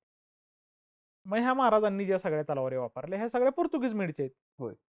आणि मग नंतर मग एकदम शाहू महाराजांचा जो शेवटचा किंवा त्यांचा उत्तर काळ जो आहे किंवा पानिपत वगैरेचा जो काळ आहे, त्या काळात मग इंग्रजांची मोनोपॉली तयार झाली. तोपर्यंत इंग्रजांची मोनोपॉली तयार नव्हती एवढी. तोपर्यंत आपण शस्त्र करायचो आपली. नाही, शस्त्र तिकडनं येत होती ना, आपण पण करत होतो ना. हम्म. मग इंग्रजांची मोनोपॉली आली, पण ती परकीय व्यापारावर फक्त. बरं. आपल्याकडे आपली शस्त्र बनतच होती. फक्त काही आता युरोपियन कसं बघ, तुला जे मगाशी म्हणलं मेट्रोलॉजिकल स्टँडर्ड्स तिकडे होते. होय. तिकडे एक माप म्हण किंवा काही इंजिनिअरिंग स्टँडर्ड्स, तिकडे त्या औद्योगिक क्रांतीला सुरुवात आणि ह्या सगळ्या गोष्टींमुळं किंवा कंपनी नावाची सिस्टीम सुरू झाली. हम्म. त्या सगळ्यामुळे भांडवलशाही गोष्टी चालू झाल्या, लाईन प्रोडक्शन चालू झालं. ह्या सगळ्या गोष्टींमुळे त्यांची गुणवत्ता वाढत होती. हम्म. आणि गुणवत्तेमुळे आपण घेतो, गुणवत्ता चांगली मग घ्या म्हणून त्या तलवारी घेणं किंवा काय अशा पद्धतीचा सगळा व्यापार करणं चालू होता. हम्म. परंतु त्याचा आणि स्पेनचा काही संबंध नाही, बरं. जागतिक निविदेचा काही संबंध नाही. आता अजून एक मिथ बस्टर मी तुला सांगतो, चौथं. बर. आता एक व्हिक्टोरिया अल्बर्ट नावाचं म्युझियम आहे लंडनमध्ये. हम्म. अनेक लोक तिथं जातात. तिथे एक गॅलरी हम्म. किंवा तिथे एक डिस्प्ले शस्त्रांचा. तर त्या शस्त्रांच्या डिस्प्ले पुढे जाऊन नमस्कार करतात, नतमस्तक होतात, काही जण रडतात. आणि त्यांचं असं म्हणणं आहे की तिथं भवानी तलवार आहे आणि हम्म. त्या भवानी तलवारीकडे ते त्यांची भावना प्रकट करतात. हम्म. आता बघा, आता एक जगदंबा नावाची तलवार आहे, ती लंडनलाच आहे, बरोबर. पण ती तिथल्या राजघराण्याच्या पर्सनल कलेक्शन राणीच्या वैयक्तिक संग्रहालयामध्ये आहे. आता राणीच्या होती, आता राजाच्या झाली, राणी गेली, आता राजाच्या पर्सनल कलेक्शन मध्ये आहे. त्यामुळे ती आपल्यासारख्या किंवा सामान्य लोकांना फिरायला गेलेल्या तिथं पाहायला मिळत नाही, ती त्यांच्या प्रायव्हेट कलेक्शनला आहे. त्या डिस्प्लेला 4 तलवारी आहेत की ज्या 4 तलवारींच्या पायाही जाऊन पडतात. त्यातली एक तलवार आहे औरंगजेबाची, तिला हे भवानी तलवार म्हणून पाया पडून येतात. एक आहे दारा शिकोची, म्हणजे त्याच औरंगजेबाच्या भावाची, कारण त्या सिमिलर तलवारी त्या शहाजहाननं दिलेल्या तलवारी असदल्लाच्या, आणि त्या सगळ्या सेम आहेत. म्हणजे त्या 4 भावांना 4 तलवारी अशा पद्धतीनं बापानं त्यावेळी गिफ्ट केले असतील त्या होय. 2 तलवारी. तर त्या 2 तलवारींच्या जाऊन पाया पडतात. ह्याचे YouTube व्हिडिओ आहेत. होय. ह्याचे रील आहेत. आहेत. त्यानंतर तुला सांगतो एक आहे महाराजा यशवंतराव होळकरांची तलवार आहे ती, हं. की जी सोन्याचं सगळं मुठीवर काम आहे आणि मध्ये एक मोठा चांगला हिरा लावलेला आहे. होय. तर ती एक महाराजा यशवंतराव होळकरांची तलवार. तिच्या एक पाया पडतात. तिच्या पाया पडलंच पाहिजे. परंतु तिथं होळकरांचा सन्मान झाला पाहिजे किंवा यशवंतराव होळकरांचा सन्मान झाला पाहिजे. ज्याचं त्याचं कर्तृत्व आणि त्याच्या तिथं नावाने. खाली लिहिलेलं आहे बरं का. होय. खाली हां, लिहिलेलं आहे. खाली लिहिलेलं आहे. हे वाचत पण नाहीत जाऊन तिथं. तिथं खाली लिहिलेलं आहे, की ती होळकर घराण्यातून आलेली तलवार आहे म्हणून. आणि एक 4था खांडा आहे तिथं. तर तो खांडा आहे ना, तो त्याच्या जी खाली डिस्क्रिप्शन आहे. हं. तर तिथं असं लिहिलंय, की तो 17व्या शतकात डेक्कनमध्ये तयार झालेला आहे. मग त्याची सगळी माहिती त्याच्यावरती सोन्याचं काम आहे किंवा मध्ये लेदरचं त्याला पॅडिंग आहे आणि मखमलीचं पॅडिंग आहे. त्यानंतर त्याचा चिमटा कसा आहे, तो एकंदर कसा आहे, अशा पद्धतीनं सगळं त्याचं डिस्क्रिप्शन दिलेलं आहे. हं. त्या खंड्याच्या पण जाऊन पाया पडतात. ते लॉर्ड किचनर नावाचा एक भारतामध्ये इंग्रज अधिकारी होता. बरं. आता हे इंग्रजांना बऱ्याच लोकांना कलेक्शन करण्याची आवड किंवा त्यांना ती सवयच होती. तिकडे त्या भागामध्ये युरोपमध्ये पहिल्यापासून या मध्ययुगात पण महाराजांच्या चित्रांचं आपल्याला माहिती आहे, की बाबा अशा प्रकारचं लोकांचं चित्रांचं कलेक्शन करण्याची सवय होती किंवा वस्तूंचं कलेक्शन करण्याची सवय होती. तर ह्या किचनरनं त्या कलेक्शनच्या सवयीमधून तो खांडा घेतलेला आहे हं. आणि तो त्या व्हिक्टोरियन अल्बर्टला म्युझियमला तो भेट म्हणून दिलेला आहे. हं. मग तो तिथं लावलाय. त्याचं पण खाली लिहिलंय सगळं. आणि ती जी आत्ता वाघनखं महाराष्ट्रामध्ये आलेली आहेत, तर ती वाघनखं पण तिथंच ठेवलेली होती. हो. महाराजांची वाघनखं. त्या ह्या आपल्या खंड्याच्या शेजारीच होती. तर तो असा तो डिस्प्ले. आता हं. तिथं त्या वाघनखांच्या डिस्क्रिप्शनमध्ये महाराजांचं नाव आहे. होय. पण ते डिस्क्रिप्शन वाघनखांचं आहे. होय. ते ह्या 4 तलवारींचं नाही. अनेक लोकं तिथं जातात. हं. त्या डिस्प्लेच्या पाया पडतात. हं. त्या तलवारी कोणाच्या आहेत ह्याचं काही त्यांना गांभीर्य नाही. त्या तलवारी कोणाच्या आहेत ह्याची ती माहिती घेत नाहीत. अशांना सांगितल्यानंतर ते आपल्यालाच उलटं सांगतात, की तुम्ही कशाला सांगताय? आम्ही तिथपर्यंत गेलोय. मग लंडनला गेलोय म्हणल्यावर रील तर झालीच पाहिजे. ह्या भावनेतनं सगळं झालेलं आहे ते. आणि आपण कितीही खरं सांगितलं, बरं त्या ओरिजिनल तलवारीचे ह्यांना फोटो पाठवले किंवा हं. ह्यांना ओरिजिनल तलवारीची माहिती दिली. हं. नंतर ती ज्यावेळी आपल्याकडून गेली त्यावेळी ज्यावेळी पहिल्यांदा लंडनला प्रदर्शनात लागली, तो कॅटलॉग पाठवला. हं. त्यावेळचे फोटो पाठवले, काहीही पाठवलं तुम्ही, तरी त्यांना काही घेणं देणं नसतं. त्यांचं असं म्हणणं असतं, की मी लंडनला आलोय, होय. मी तिकीट काढून इथपर्यंत आलोय, होय. मी इथं रडणार, मी इथं पाया पाडणार आणि मग माझा तो व्हिडिओ जाणार आणि तो चांगला व्हायरल होतो. तू त्याच्यावर चांगले मिलियन व्ह्यू आहेत बाबा त्याला. आपणच युट्यूबवरती 2-3 व्हिडिओ बघितले. आपण 2-3 बघितले, 2-3 जणांना सांगितलं, तर ते आपल्याला होय. सांगतात उलटं. बरोबर. मग तुम्ही काय करताय? आता आम्ही काय करू? आता असा एक प्रश्न आहे नाही का? आता आम्ही करू काय? खरं सांगून पण लोकांची ऐकण्याची मनस्थिती मनस्थिती नसते. नाही. मग अशा प्रकारचे अरे बरेच म्हणजे असं काढायला बसलो आपण तर ते मिथ बस्टरवरच 4-5 पॉडकास्ट होते माहिती आहे का? भयानक मिथ बस्टरचे. मग हे तर फक्त बाबा शस्त्रांविषयीच झाले. होय. अशा बऱ्याच गोष्टींवर असतात किंवा खरंय. सगळ्याच प्रकारचे म्हणजे 75 भाकऱ्या असतील, 8 तासात घोडा असेल, काय काही. जाऊ द्या मग आता. ते वेगळं सगळं ते वेगळे विषय आहेत आणि. आता तुझं सर्वात पहिल्यांदा अभिनंदन. छावा चित्रपटामध्ये तू ऐतिहासिक सल्लागाराची भूमिका पार केलीस आणि तुझ्या माध्यमातून खूप चांगल्या पद्धतीने छत्रपती संभाजी महाराजांच्या इतिहासाचं दर्शन लोकांना त्या चित्रपटाच्या माध्यमातून झालं. तूही त्या एक प्रोसेसचा भाग होतास. या छावा चित्रपटाचा तुझा अनुभव कसा आहे? आणि याच्यामध्ये तू जे काम केलंस ऐतिहासिक सल्लागार, नेमकं एक काम काय असतं? कारण आमचं काम असतं चित्रपटामध्ये इतिहास चुकीचा दाखवलाय, ह्या गोष्टी दाखवल्या नाहीत, हे असंच दाखवलंय, ते तसंच दाखवलंय. तुझ्यावर काही लिमिटेशन्स होते त्यावेळेस? आता बघा आता चित्रपट ही एक तंत्र आहे हं. किंवा शूटिंग हे एक तंत्र आहे. आता पण आपला जो शूट चाललाय ते एक तंत्र आहे. आता दिसायला जरी आपण दोघंच चित्रात दिसणार असलो तरी इथं आसपास बरंच काय काय ना. खरंय. त्या सगळ्या तांत्रिक बाजू सांभाळून त्या गोष्टी तयार केल्या जातात. बरोबर. हं. लाईट असतील किंवा काय बऱ्याच गोष्टी लाकलपडे असतात ते. आता सुरुवातीला ज्यावेळी काम आलं, हं. त्यावेळी असं वाटत होतं की बहुतेक आपल्याला म्हणजे त्या ज्या सगळ्या कथानक आहे त्याच्यावर काम करायचं. परंतु बरं. त्यांची छावा कादंबरीवरती सगळा चित्रपट अवलंबून होता. त्यामुळं ते आपल्याला काय कथेवरती तर काही काम करायचं नव्हतं. ते म्हणले आमची बाबा कादंबरीची राईट्स आम्ही घेतलेले आहेत. हं. आणि कादंबरीची राईट्स आम्ही घेतल्यामुळे आमचं सगळं कादंबरीवरच पिक्चर होणार आहे. मग म्हणलं मग आम्ही काय करायची? आता आपल्या डोक्यात एकच असतं ना, इतिहासकार काय करतो तर घडलेल्या घटनांवरच अभ्यास करतो. दुसरं काय खरंय. आपल्याकडे इतिहासाला तेवढं म्हणूनच बघितलं जातं, बरोबर. की एक घडलेली घटना आणि ती घटना मग आपण परत सांगत बसायचं एवढाच इतिहास. परंतु इतिहास आता बघा आता एक माझं वस्तू संग्रहालयशास्त्र झालेली किंवा म्युझिओलॉजी झाली. त्यामुळे मग मला वस्तूंची किंमत माहिती. हो. इतिहासातल्या वस्तूंची किंमत माहिती आहे. आता तुझं आर्किओलॉजी झालेली आहे, तुला पण माहिती आहे. आर्किओलॉजी म्हण किंवा काय, ह्या सगळ्या गोष्टी वस्तूंचा अभ्यास करणार आहे. वस्तू, बरोबर. वास्तू ह्या सगळ्यांचा अभ्यास करणार आहे. मग त्या चित्रपटामध्ये जेवढं आपल्याला दृश्य स्वरूपात दिसतंय वस्तू रूपात, हम्म. त्याला आपण वस्तू ह्या कॅटेगरीत घालू शकतो. म्हणजे कपडे, सेट किंवा तुमचं सगळं जेवणाचे पदार्थ, दागिने हम्म. किंवा मग सगळे केशभूषा म्हण. आता आता तुझंच पुस्तक रेफरन्सला आहे आम्हाला. आम्ही तरी काही एवढे अभ्यासू आहे का तुझ्यासारखे? तर महाराजांचे आपण चित्र बघतो, नाही का? हम्म. की त्यात आपल्याला मग केस दिसत नाहीत. बरोबर. आता आपण बरेच चित्रपट आतापर्यंत बघतो की त्याच्यामध्ये आपल्याला अशी मागे लांब लांब केस, कधी कधी अशी खांद्याच्या खालीपर्यंत. खांद्याच्या खाली, कधी कधी स्ट्रेटनिंग, कधी कधी असं गोल गोल सगळं बघायला भेटतं. होय. पण आपल्याला त्या मूळ चित्रात कधी पाहायला मिळालेलं नाही. म्हणजे जे महाराजांना स्वतः बघून लोकांनी चित्र काढले, हम्म. त्यांनी कधी त्यांची केस दाखवलेली नाही. म्हणजे मागं केस दिसत नाहीत. हो.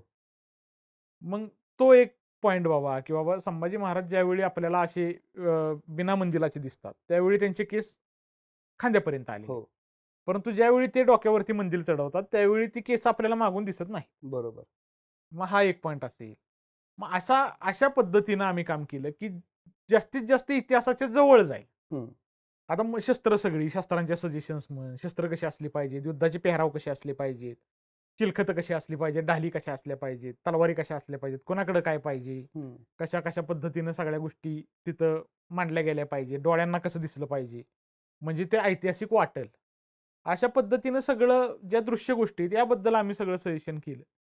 त्यामध्ये माझ्याबरोबर सत्यजित वैद्य पण होते. बरोबर. त्यांनी ती सगळी शस्त्र जी होती ती पुरवली. हो. आणि मग अशा रीतीनं सगळं त्याचं जे दृश्यमानकता आहे, की आपल्याला जे दिसायला चांगलं अजून वाटलं पाहिजे, ते दिसताना आपल्याला ऐतिहासिक अजून जवळ गेलं पाहिजे, हम्म. अशा पद्धतीचं सगळं आम्ही काम केलं. तुझा हा पहिलाच पाहिला अनुभव होता बॉलिवूडमध्ये काम करायचा. बॉलिवूड मधला, म्हणजे पिक्चरचाच पाहिला. शेवटचा हा. नाहीये हे तर मलाही हा. माहितीये. नाही पण मग पिक्चर मध्ये आपण काम करू असं मुळात बघ का, आपण शाळा ज्यावेळी शिकायला गेलो किंवा ज्यावेळी कॉलेजला ऍडमिशन तू घेतला असेल, मी घेतला असेल, मास्तर पहिले विचारायचं काय करणार, नाही का? बाबा तू शिकणार ठीक आहे, पण पुढं काय? मग नोकरी नाही किंवा तुम्हाला Scope काही नाही. स्कोप नाही, आणि मग काय होणार आहे? मग एमपीएससी करा, सगळ्यात भारी हो. असते. मग आर्ट्सला गेला एमपीएससीला करा, एमपीएससीला जा. मग त्या कोर फील्डमध्ये तुम्हाला काय, तुम्ही कामच करू शकत नाही, असं खरंय. पहिलं तुम्हाला ते बिंबावलंच जात, बरोबर. की इतिहासाचा अभ्यास करणार तुम्ही आणि काही तुमचं होणार नाही. तुम्हाला बाबा काहीतरी बघायला लागेल, आपलं सरळ पीएसआय बीएसआय व्हा, दिसाय चांगले दिसताय, तब्येत बिब्येत आहे, भरती व्हाल, अशा पद्धतीच्या सजेशन्स मध्ये इतिहासाचे अभ्यास केलेले आहेत आपण. खरंय. आणि परंतु अरे आता आपण बघतो, आता म्युझियम्स असतील हम्म. किंवा आता तू रायगडावरती आहे किंवा मग अनेक गोष्टी, आता हे चित्रपट असेल, आता हा पहिला अनुभव आहे, आता यात आणि नवीनच होतं, काय आपल्याला माहित नव्हतं काय नाही, तरी पण आपलं 100% जाण्याचं काम केलं. अजून आता गोष्टी कळत जातील. हम्म. आता ज्यावेळी नवीन काय येईल हातात, तेवढे अजून अजून जवळ जाऊ आपण. आता टेक्निक कळायला लागली की काय बाबा चित्रपट म्हणजे काय. आणि तू जे म्हणलास मला की बाबा हे नाही दाखवलं, ते नाही दाखवलं. हम्म. आता बघ 2 तासाचा किंवा 3 तासाचा पिक्चर असतो. 90 मिनिटं किंवा 140 मिनिटाचा पिक्चर करावा लागतो. कारण त्या थिएटरचं तेवढंच असतं नाही का, हो. तेवढं टायमिंग असतं ना, तुम्हाला स्लॉट असते थिएटरची लोकांनाही पाहण्याची क्षमता. क्षमता असते. किंवा सिरीज वेगळा प्रकार आहे. हम्म. पिक्चरमध्ये परत बरीचशी बंधनं आहेत नाही का, बाबा तुम्हाला हे दाखवायचं नाही, ते दाखवायचं नाही. सेन्सॉर बोर्ड असतं, बरंच काय काय असतं. आता सेन्सॉर किती हुशार आहे ते आपल्याला कळलं नामदेव ढसाळांच्या वेळचे सगळ्या किस्स्यातनं, की बरोबर. सेन्सॉरवर किती हुशार माणसं बसलेली असतात. आणि मग ह्या सगळ्या गोष्टींमुळे होतं काय, तर त्या वेळेचं सगळी मर्यादा, पैशांची मर्यादा, सगळ्या गोष्टींच्याकडे लक्ष देऊन मग ती त्याची स्टोरी तयार केली जाते. हम्म. आता हा जो छावा तयार झाला ह्यामध्ये उत्तेकरांचं असं विजन होतं की महाराजांचा पराक्रम हम्म. आणि त्यांचा बलिदान, ह्या 2 गोष्टींवरती फोकस करायचा. म्हणजे महाराज कशा पद्धतीनं पराक्रमी होते, हम्म.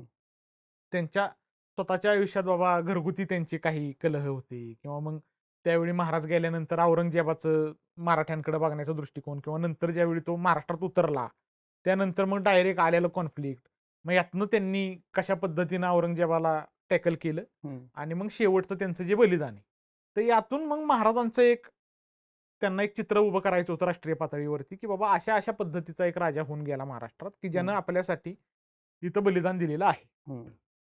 आता पुढे जे पिक्चर येतील किंवा आता अजून छत्रपती संभाजी महाराजांच्या आयुष्यावरती आधी पण काही चित्रपट झाले. आता ते मध्यंतरी 2 चित्रपट झाले बघ. दिग्पाल लांजेकरांच्या बहुतेक बंधूंनी एक केलेला होता, शिवरायांचा शिवरायांचा छावा, किंवा ठाकूर अनुप सिंग ज्यामध्ये छत्रपती संभाजी महाराजांची भूमिका साकारतायत, मोहिते पाटलांचा चित्रपट बरोबर. धर्मरक्षक महावीर छत्रपती संभाजी महाराज.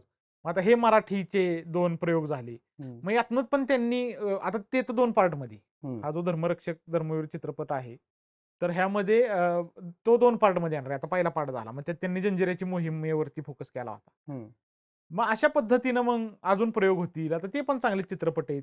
त्यानंतर मग अजून पण मग आता बॉलिवूडमध्ये म्हण, वेगळा विषय घेऊन जे हम्म. खोंड्याच्या लढाईचा विषय, हो. जंजिऱ्याची मोहीम आहे किंवा अनेक अशा ह्या ज्या सगळ्या गोव्याची मोहीम असेल, ह्या सगळ्या गोष्टींना लक्षात घेऊन किंवा सीरीज पण येईल. शिवाजी महाराजांवर पण भरपूर चित्रपट येत आहेत. हं. संभाजी महाराजांवर आहेत. तारांवर येणार आता आहे. शिवछत्रपतींच्या आयुष्यावर जे चित्रपट येत आहेत, आता हे शिवराज अष्टक असेल किंवा तानाजी सारखा चित्रपट झाला, हम्म. तर त्या एक एक घटना फोकस हो. करून झाला. त्यामुळे त्या घटना 3 तासात दाखवणं, मग त्यात सगळ्या गोष्टी आपल्याला सामावून घेता येतात, की बाबा हे असं, असं, असं, असं एक घटना झाली. सगळं आयुष्य दाखवायचं म्हणलं तर आपल्याला जमणार आहे का एवढे 3 तासात? शक्यच नाही. मग भालजींनी तो सक्सेसफुल केलेला आहे प्रयोग, हो. की बाबा जन्मापासून ते त्यांच्या राज्याभिषेकापर्यंत सगळं हो. दाखवणं. पण त्यावेळचं टेक्निक म्हण किंवा काय सगळ्या मर्यादा बघता मग ते आता लोकांची चित्रपट बघण्याची दृष्टी बदललेली हो. आहे किंवा आता लोकांना जास्त कळायला लागलेले आहे. तंत्रज्ञान एवढं तंत्रज्ञान पुढे विकसित गेलेले आहे झालंय. किंवा लोकांना माहिती आता आहे की बाबा हो. अशा अशा घटना घडलेल्या आहेत. मग त्या घटना आपल्याला दिसल्या पाहिजेत. एखादी हम्म. घटना मिस झाली किंवा कमी वेळात दाखवली गेली की मग टीकाकार असतातच आपल्याकडे, की बाबा नाही ह्यांना दाखवलंच नाही, ह्यांनी असं नाही तसं नाही. पण ते आता सगळ्या गोष्टी बघून त्या सगळ्या मर्यादा बघता आपल्याला ते तसं बरोबर, जावं लागतं. बरोबर, बरोबर. आता परत आपण आपल्या हम्म, विषयाकडे येऊ. हम्म, तुझी शस्त्रांवर हम्म, पी-एच-डी चालू आहे. हम्म. तू सावित्रीबाई फुले पुणे विद्यापीठामधून पी-एच-डी करतोय. त्याच वेळेस तुझा एक खूप मोठा एक प्रोजेक्ट चाललाय मागच्या 2 वर्षांपासून. ज्यामध्ये तुझा एक विचार आहे, की तुला या शस्त्रांवर पुस्तक लिहायचंय हो. आणि ते अशा पद्धतीने लिहायचंय, की मराठीमध्ये असं लिखाण किंवा एवढ्या डिटेलिंगमध्ये शस्त्रांना घेऊन कोणी लिखाण केलेलं नाहीये आणि ते 2 वर्षापासून मी फार जवळून पाहतोय. तर तुझा पी-एच-डीचा विषय जो आहे, संस्कृत साहित्यामध्ये आलेल्या शस्त्रांच्या माहितीविषयीची. तर याच्यात नेमकी अशी कुठली माहिती तुला मिळाली, की जी या पूर्ण पॉडकास्टमध्ये आत्तापर्यंत आपण ऐकली नाही किंवा सर्वसामान्य लोकांना त्याविषयी काही फारशी माहिती नसते? आणि हाच विषय तू का निवडलास पी-एच-डीसाठी? हो, आता एक प्राचीन साहित्य हा ह्यात मुद्दा आहे. म्हणजे प्राचीन संस्कृत साहित्य बरं का. प्राचीन साहित्य भरपूर आहे. हं, प्राकृत आहे, पाली आहे, अशा बऱ्याचशा भाषांमध्ये, अर्धमागधीमध्ये आहे. परंतु हा हे फक्त संस्कृतचा विषय घेतला किंवा संस्कृत साहित्यातील शस्त्रास्त्रे असा मूळ विषय आहे. हं. आता बघ, आता तुला थोडं एक बॅकग्राऊंड सांगतो. आता एक बुक ऑफ सॉर्ड नावाचं एक पुस्तक आहे. द बरं. Book of the sword. Richard Burton नावाच्या माणसानं हे पुस्तक लिहिलेलं आहे. 19व्या शतकातलं पुस्तक आहे.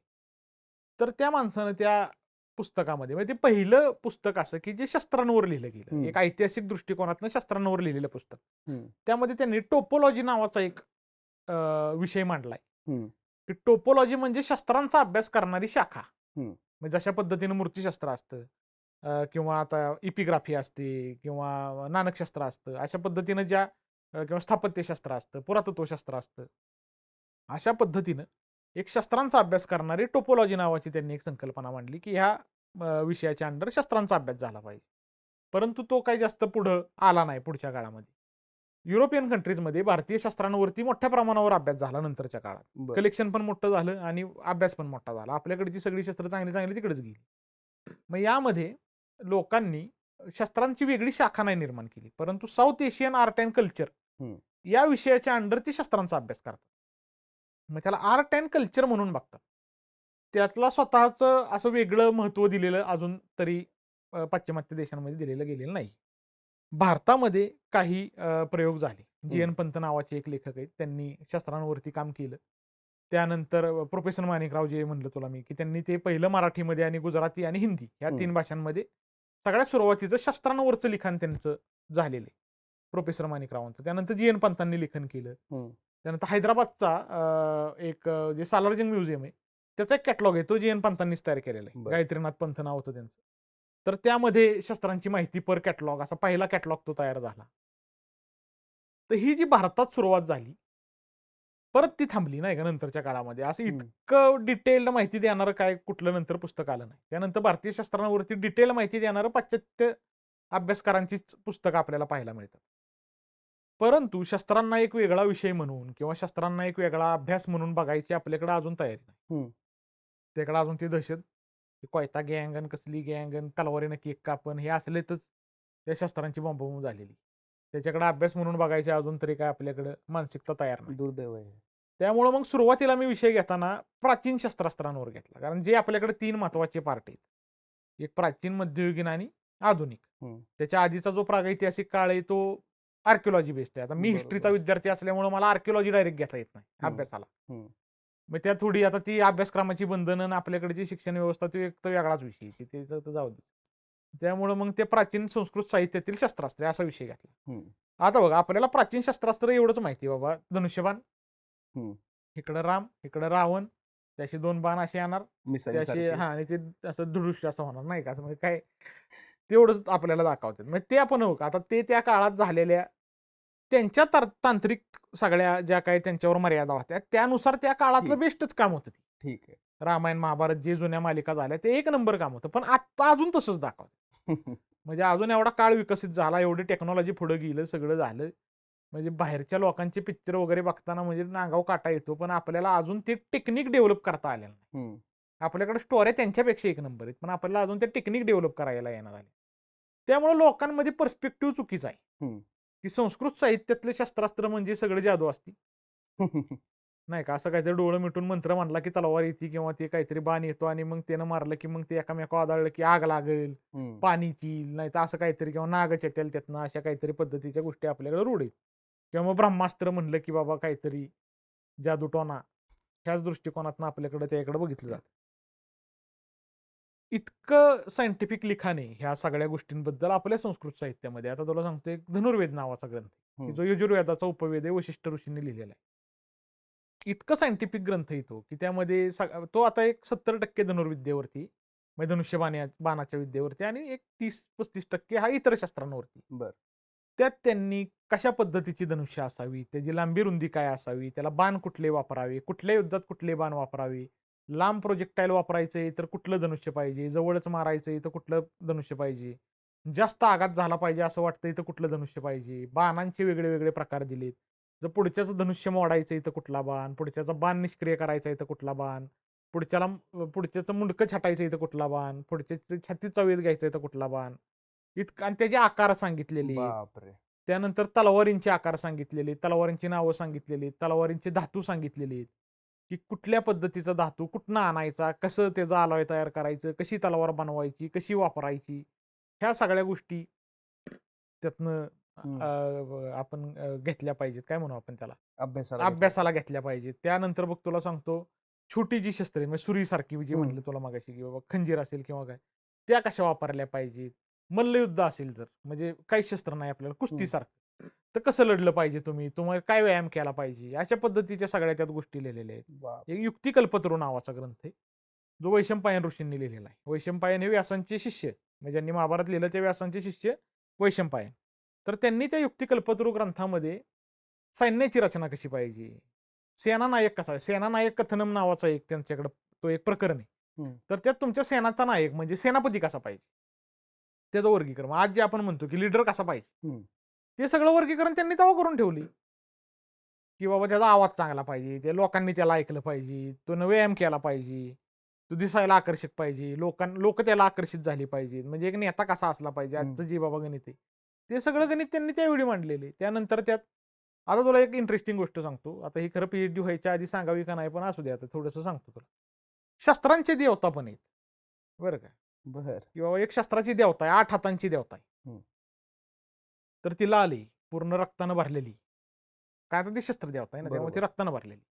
पूर्ण लाल रंगाची देवता, त्याच्या 8ही हातांमध्ये 8 वेगळी-वेगळी शस्त्र आहेत आणि ती पुरुष देवता आहे. बरं. बरं का, तर ती पुरुष देवता आहे आणि अशा पद्धतीच्या देवतेचं डिपिक्शन पण आपल्याकडं लिहिलेलं आहे. पण ते आपल्याला अजून मूर्तिशास्त्रात नाही सापडलेलं. बरं. बरं. तर तशा पद्धतीची ती शस्त्रदेवता असेल किंवा काय, अशा पद्धतीच्या अनेक गोष्टी आहेत. आता शस्त्रदेवता हा प्रकार कधी ऐकलाय का? किंवा मगाशी तुला म्हणलं अग्निपुराणामध्ये हं. त्या अ, युद्धभूमीवर जाताना काय केलं पाहिजे, हं. तर ह्याबद्दल लिहिलेलं आहे. सेनेची रचना कशी पाहिजे, सैन्य कसं पाहिजे. आता समज तुला हत्ती घ्यायच्यात, आता युद्धात हत्ती पाहिजेत ना त्यावेळी. हं. तर बाबा समज तू 10 हत्ती आणली, त्यातली 4 हत्ती भित्रे आहेत. हं. तर त्या भित्र्या हत्तींकडनं काय काम करून घ्यायचं, आक्रमक हत्तींकडून काय काम करून घ्यायचं, भित्र्या हत्तींना आक्रमक कसं बनवायचं, म्हाताऱ्या हत्तींकडनं काय काम करून घ्यायचं, कशा कशा पद्धतीनं बाबा त्या हत्तींची रचना केली पाहिजे, आपली माणसं न मारता फक्त दुसऱ्याचीच मारायच्यात, ह्याचं कसं ट्रेनिंग द्यायचं, हं. ह्या सगळ्या गोष्टी लिहिलेल्या आहेत त्याच्यात. की बाबा तुम्ही त्यावेळची रचना आहे ना ती. आता हो. हत्ती आत्ता तर काय आपण वापरत नाही, बरोबर. परंतु त्यावेळी आता हत्ती हा प्राणी आहे. हो. मग त्याला आता काय कळणार आहे आपलं कोण दुसरं कोण, त्यावेळी काय आयडेंटिटी कार्ड तर नव्हतं, हत्तीला एवढी अक्कल नाही. हं, हं. मग त्याला कसं ट्रेनिंग द्यायचं? मग जर भित्री हत्ती आहेत, तर त्यापासून रस्ते तयार करून घेणे, त्याच्याकडून कॅनल साफ करून घेणे, म्हणजे हं. पाण्याचे चळ तयार करणे, त्याच्याकडून भूमी सपाट करून घेणे, म्हणजे आज जे रोलरचं काम आहे रोलरचं काम. तसं त्याकडनं भूमी सपाट करून घेणे. जर आपल्याला घोडदळ वगैरे वापरायचे तर मग घोडदळासाठी कशी जमीन पाहिजे, रथ वापरायचे तुझ्या युद्धाला तर तिथं जमीन कशी पाहिजे, जर जमीन तशी नाहीये तर आपल्याला ती करता येणार आहे का, हं. मग ते तशा पद्धतीनं केली पाहिजे. मग समजा आता अशी भेगा भेगा पडलेली जमीन आहे तर रथ तिथं चालू शकत नाही ना, रथ त्यात बरोबर. रुतणार. बरोबर. त्यावेळी रथांना काही सस्पेन्शन नाहीये. मग त्या भेगा मुजवता येत आहेत का, तर जर मुजवता येणं शक्य असेल तर मग कशा पद्धतीनं मुजवल्या पाहिजेत. मग पायदळाचं काम काय, तर पायदळानं फक्त जाऊन लढाईच करायची नाही, हं.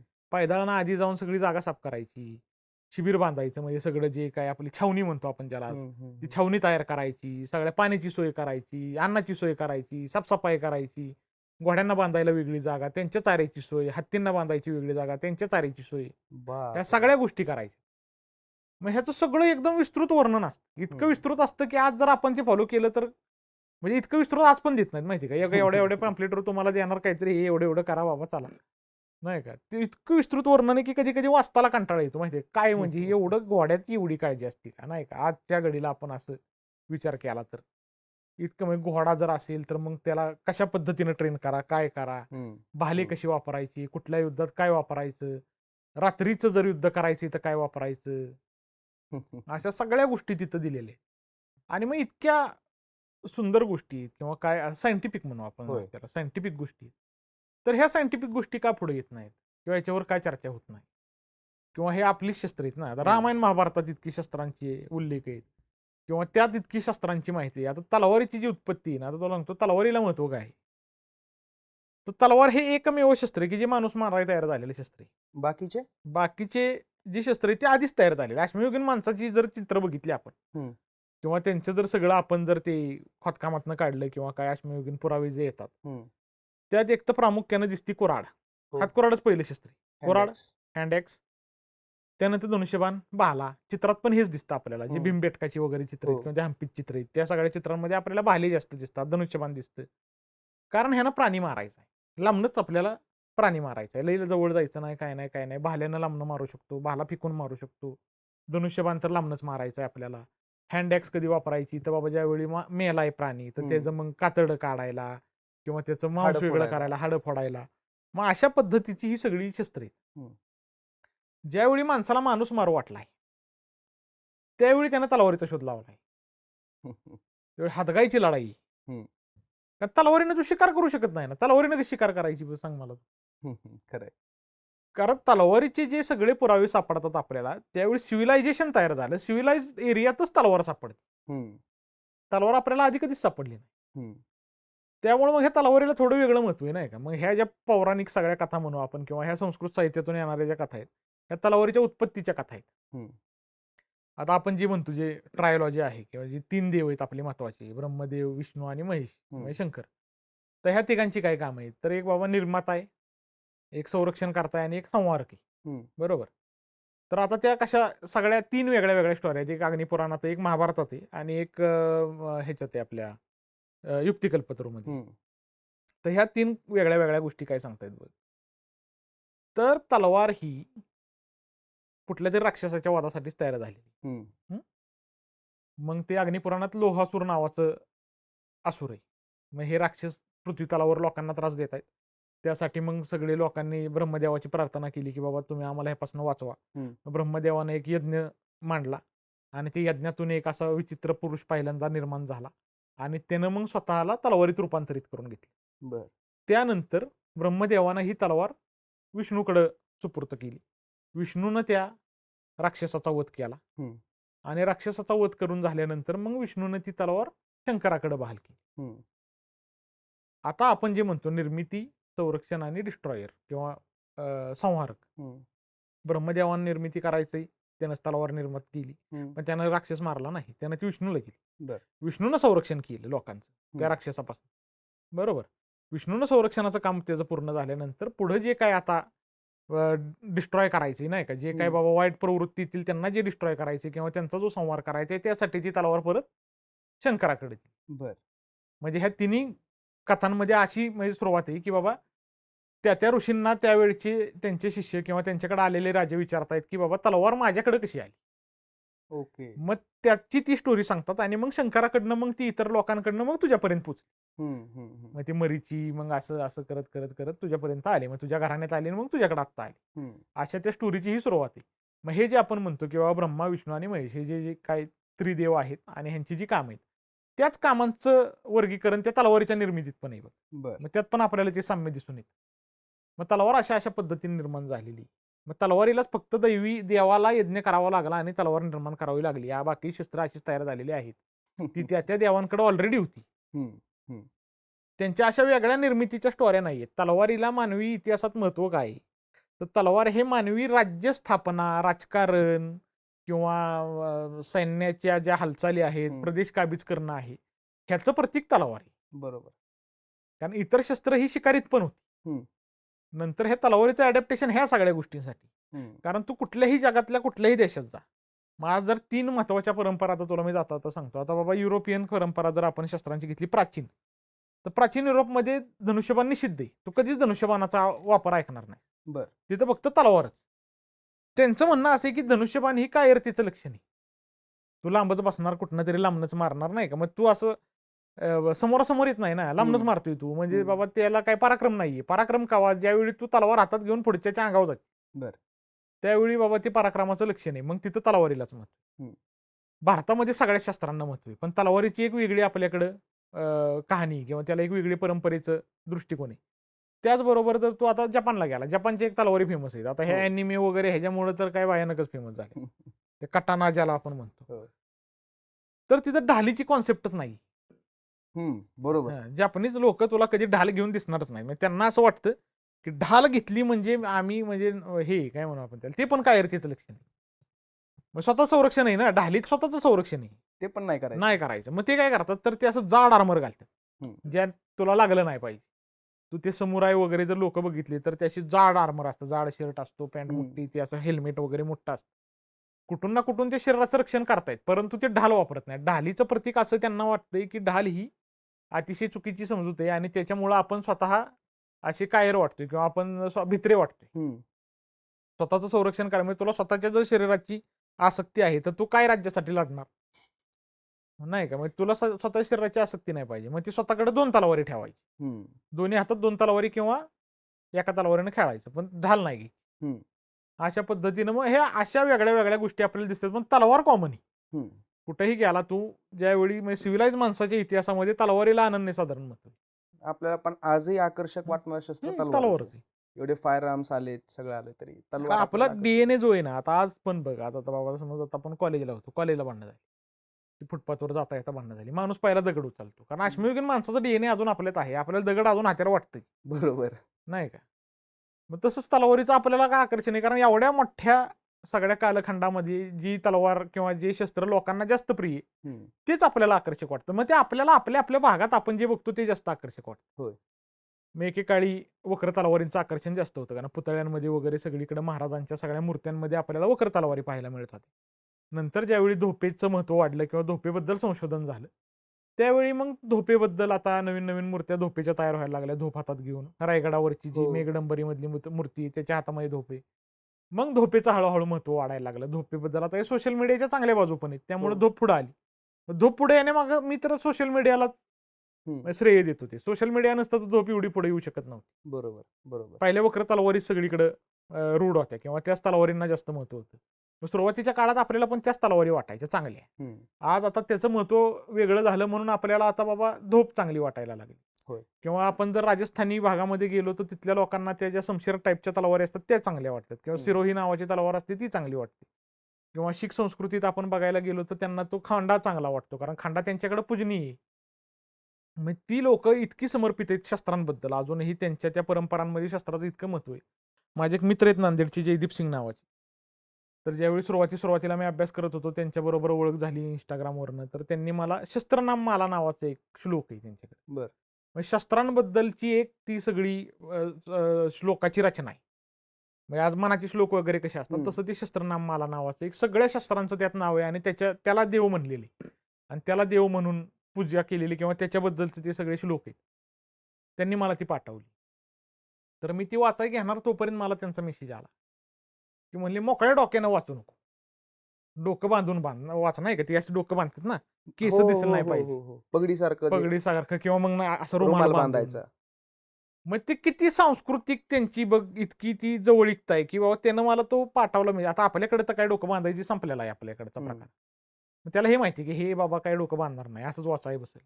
मग त्यांनी मला मेसेज करून सांगितलं की बाबा तुम्ही डोक्यावर काहीतरी बांधा, त्याशिवाय वाचू नका. मग एवढं प्रेम असल्याशिवाय त्या गोष्टी तयार पण होत नाहीत, लक्षात. खरंय. आपल्याकडं मुळात प्रेम नाही, हम्म. आपल्याकडे मोठेपणा आहे. प्रेम आपलं राहिले माग. हम्म. मोठेपणा पाहिजे, माझ्या दारात तलावर पाहिजे, भिताडावर तलावर पाहिजे, असं पाहिजे तसं पाहिजे, ह्या गोष्टीतच आपण हे केलं. म्हणजे त्याचा कधी अभ्यास करायचो आपण. बरोबर. कितीतरी आज मोठे मोठे संग्रहक आहेत, बऱ्याच लोकांचं चांगलं काम आहे, परंतु बऱ्याच ह्या संग्रहक लोकांकडूनच बऱ्याच अफवा पसरलेल्या आहेत किंवा हम्म. बऱ्याच खोट्या गोष्टी आलेल्या आहेत किंवा हे आता जे मिथबस्टर आपण केलं हे ह्या असल्या गोष्टी येत आहेत. मग ह्यामुळं चुकीचा इतिहास जातो, लोकांच्या मनामध्ये त्याच भावना निर्माण होतात. हम्म. त्यामुळे अभ्यासाची गरज आहे. हा जो रिचर्ड बर्टन यांनी शस्त्र अभ्यासाची एक जी शाखा चालू केली होती, ती शाखा पुढे येणं गरजेचं आहे. मग त्याच शाखेला अनुसरून मग ते पुस्तकाचं काम चाललं की ते मला असं खंडांमध्ये करायचं. बर मग आता मी सुरुवातीचं करतोय ते फक्त तलवारीवरती बर आणि फक्त तलवारीचा सगळाच इतिहास, म्हणजे प्राचीन, मध्ययुगीन आणि आधुनिक पण. म्हणजे आधुनिक कालखंडात पण तलवारींचं कसं आहे, मग त्या सांस्कृतिक इतिहास असेल, हम्म. धार्मिक इतिहास असेल, त्याच्यावरती होणाऱ्या काय म्हणू आपण त्याला, वेगळ्या वेगळ्या प्रक्रिया असतील, तलवार बनवण्याच्या वेगळ्या वेगळ्या प्रक्रिया असतील, ह्या सगळ्या गोष्टींचा आधार घेऊन ते एक केलेलं आहे. त्यानंतर मग धनुर्विद्येवरती आधारित एखादा ग्रंथ, छोट्या शस्त्रांवरती एक आधारित एक ग्रंथ, गदा प्रकारातल्या शस्त्रांवरती एक ग्रंथ, अशा पद्धतीनं. कारण बघ कसं आहे, आपण जोपर्यंत अशा पद्धतीचं साहित्य येत नाही हम्म. तोपर्यंत त्याचा अभ्यास पण वाढत नाही. बरं, मी असं म्हणणार नाही की बाबा माझं पुस्तक आले म्हणजे एक नंबर, हीच घ्या हीच वाचा, असं नसते ना. इतिहासात कुठली गोष्ट फम नसते, बरोबर. 100% खरी नसते. उद्या नवीन पुरावा आला की ती गोष्ट बदलत असते. खरंय. पुढचे अभ्यासक तयार होतील. आता कितीतरी लोक मी बघतो आता सोशल मीडियात, आता माझं पेज बघून म्हण किंवा काय म्हण, किंवा आता तुझ्यासारखी माहिती, आता तू जी काय माहिती पुरवतोस त्या सगळ्या गोष्टी बघून अनेक लोक क्षेत्रात येतात, अनेक लोक अभ्यासाला सुरुवात करतात, थोडेफार इकडे तिकडे भरकटतात. हम्म. पण काही काही लोक ट्रॅक धरतात बाबा असं खरंय. असं गेलं पाहिजे. कारण आता त्यांच्याकडे मार्गदर्शक आहेत, नाही का, हम्म. त्यांना सांगायला लोक येतात. आपल्या बरोबरच किती लोकांनी अभ्यास चालू केला, होय. की आता आपण संघ असतो, मग आपला एकत्र अभ्यास असतो सगळा. बरोबर. मग आपल्या बरोबर राहणाऱ्या लोकांचं सगळं आपल्याला बघून करतात किंवा हो. असं असं गेलं पाहिजे. आपल्याला कोण होतं बघायला. कोणच नाही. ते वास्तव हम्म. त्याला काय. म्हणजे आज 18-19व्या वर्षाच्या पोराचा इतका फोकस आहे ना खतरनाक, की बाबा हे असं 18-19व्या वर्षी काय करत होतो आपण. मला तर असं सांगू सुद्धा वाटत नाही की काय करत होतो आपण. मग अशा सगळ्या ज्या गोष्टी, मग आता आपल्याला बाबा 25-30 आली आपली बाबा सगळं हे व्हायला, की जे आधीच व्हायला पाहिजे होतं. आणि ह्या गोष्टी यार सगळ्या मार्केटला होत्या, सगळ्या उपलब्ध होत्या, आपल्यालाच माहित नव्हत्या. फक्त कुठं काय सांगणारं घ्यायचं कोणी नव्हतं सांगणारं ना. कोण नव्हतं. मग आज लोकांनी तयार व्हावं, अभ्यास करावा, मुळात हा मुद्दा आहे. कारण आज आता बघतो ना आपण, म्हणजे माझी एक संकल्पना आहे बरं का इतिहासाची, की भूतकाळ हा असा एक जाज्वल्य असतो, नाही का, जाज्वल्य भूतकाळ असतो, त्याचा थोडासा उजेड वर्तमानावर पडलेला असतो. करेक्ट. मग आपण वर्तमानातली लोक एक काठी उचलतो आणि त्यातनं त्याची मशाल तयार करतो. आणि मग काही लोक त्या मशालीनं भविष्याची रस्ते शोधतात, भविष्याच्या रस्त्यांना उजाळा देतात, क्या बात. आणि काय काय जण त्या भविष्यालाच आग लावतात. नाही का, मग ह्याच्या आग लावलेले भरपूर दिसायला लागल्यात आता हल्ली आपल्याला, की बाबा काहीतरी काढायचं. इतक्या काय काय गोष्टी भारी असतात ना, की असं वाटतं की आपण चुकीच्या क्षेत्रात आहे का काय, नाही का, हे असं ऐकून मग आपल्यापर्यंत कसं काय अजून आलं नाही. खरंय. आता हल्लीच्याच काळात बघतोय आपण इतक्या कॉन्ट्रोवर्सी कुणी येते काही मागच्या 3 महिन्यात बघ ना काय काय मग घडलंय तेच की. महाराष्ट्रात. यायचं इतिहासावर बोलायचं, कुणी येते बोलते. आणि त्यामुळे होतंय काय माहिती का, जो खरा अभ्यासक आहे, हम्म. आणि मुळात बघा आज काय झाली, तुम्ही ट्रेंडिंग आहे का, तुम्हाला फॉलोअर आहेत का, नाही का, आणि तुम्ही दिसताय का कुठं टीव्ही युट्यूबला इकडे तिकडे, तर तुम्हाला महत्व आहे. अरे आज आता कितीतरी मोठी मोठी माणसं आहेत, की आता बाबा समज आता आपण गजानन भास्कर मेंदळे सरांचं उदाहरण घेऊ, ते काय सोशल मीडियावर आहेत का, कुठंच नाही. म्हणून त्यांचा काय अभ्यास नाही असं म्हणायचं काय. कशालाही कशाचंही परिमाण लावलेलं आहे लोकांनी. खरंय. किंवा आता बाबासाहेब पुरंदरे होते, ते काय सोशल मीडियावर होते का, बरोबर. किंवा जयसिंगराव पवार सर आहेत, ते काय सोशल मीडियावर आहेत का. इतकी मोठी मोठी माणसं ही, यांनी एवढा मोठा अभ्यास केला, एवढ्या सगळ्या गोष्टी, इतकं संशोधन, आणि म्हणजे अख्खं आयुष्य घालवलं लागतं त्या संशोधनात. आपण किती त्यांचा आदर्श घेतोय आणि आपण त्यांचं ऐकतोय का मुळात. त्यांनी जर एखादा मुद्दा सांगितला की बाबा असं नाही असं, किंवा असा असा अभ्यास करा, अशा पद्धतीनं बाबा तुम्ही ऐतिहासिक संदर्भांचा अभ्यास केला पाहिजे, अशा अशा पद्धतीचा इतिहास असतो. हम्म. किती लोक जाऊन त्यांना विचारतात. आज टीव्हीवर पण लक्षात घे, एखादा मुद्दा, आता आपण काही मुद्द्याचं नाव काढाय नको, मग कुठलाही एखादा मुद्दा उचलला ऐतिहासिक, एकही त्यात इतिहासकार नसतो. कुणीच नसतं. एखादाच असतो बरं का, की ज्याला इतिहास संशोधक लावलेला असतं, की हे इतिहास संशोधक आम्हाला वाटतोय बाबा, तुम्हाला वाटला नाही वाटला तो तुमचा प्रश्न. हा इतिहास संशोधक आहे, हा फेमस आहे, त्यामुळे हा इतिहास संशोधक त्याचं आहे. संशोधन ऐकले की हं. आपल्याला डिप्रेशन डिप्रेशन येतं, की आपण कुठे, आपलं संशोधन कुठे. मग ह्या सगळ्या गोष्टी का होत आहेत नाही का, खरं. राजकीय पक्षाचे नेते आणि किंवा कुठल्या संघटनांची लोक, आणि मग त्यांना वाटतात ते इतिहासकार, आणि मग काय ती चर्चा आणि कुठं चर्चा, अरे काय ती चर्चा बघू वाटत नाही माहिती का, अक्षरशः लाज वाटते आपल्याला की आपण जो अभ्यास करतोय आणि इतकी लोक अभ्यास करतात, आपलं तर जाऊ दे, आपला अभ्यास शून्य आहे असं म्हणायला हरकत नाही, ठीक. इतकी आत्ता नावं घेतली, ह्या लोकांचा अभ्यास असेल, इतकी मोठी मोठी माणसं आहेत ही, पुण्यासारख्या भागात आहेत किंवा आता कोल्हापुरात आहेत होय. किंवा मुंबईत आहेत, इतकी बरीचशी लोक आहेत किंवा उच्च पदस्थ आहेत काय काय जण, त्यांना कोणीही विचारलं जात नाही. ह्या मीडियाला पण अशी लोक लागतात की जे कॉन्ट्रोवर्सी तयार करतील, चॅनलचा खप वाढवतील किंवा बरोबर. काहीतरी समाजात तेढ निर्माण होईल. इतिहास मुळात समाजात तेढ निर्माण करण्यासाठी नसतोच, खरंय. तो तुमच्या भविष्याला दिशा देण्यासाठी असतो. बरोबर. की भूतकाळात घडलेल्या चुकांवरती अभ्यास आज करून आपल्याला भविष्याला एक दिशा द्यायची आणि भविष्यात तशा गोष्टी घडून द्यायच्या नाहीत आणि भविष्य आपल्याला चांगलं करायचं, एवढाच खरं. आपला मुद्दा आहे त्याच्या मागे. बरोबर. परंतु त्याच्यावरनं आज भविष्याची तर बोंबाबोंबच, कॉन्ट्रोवर्सी, भांडणं, तेढ निर्माण करणं, ह्याच गोष्टी चालू आहेत. आणि एखादा बाबा जबाबदार माणूस काय म्हणला तर त्याला येड्यात काढते. आणि परत आपल्याला तर सारखे, म्हणजे मी तर खूपदा आपलं बोलणं पण झालंय, एकटवण्यासारखा बसतो की आपण इतिहासात रमणारी माणसं आहेत. हो. त्यांना अंदाज नाही की हा इतिहास आपल्या वर्तमान आणि भविष्यावर किती मोठा किती प्रभाव प्रभाव टाकतो किंवा टाकतो. किती महत्वाचं आहे. असो, हे काय न संपणारे विषय आहेत, न रोजचे संपणारे विषय खरे. आहेत आपले, हो. किंवा आता रोजचं रडगाणं म्हणलं तरी चालेल.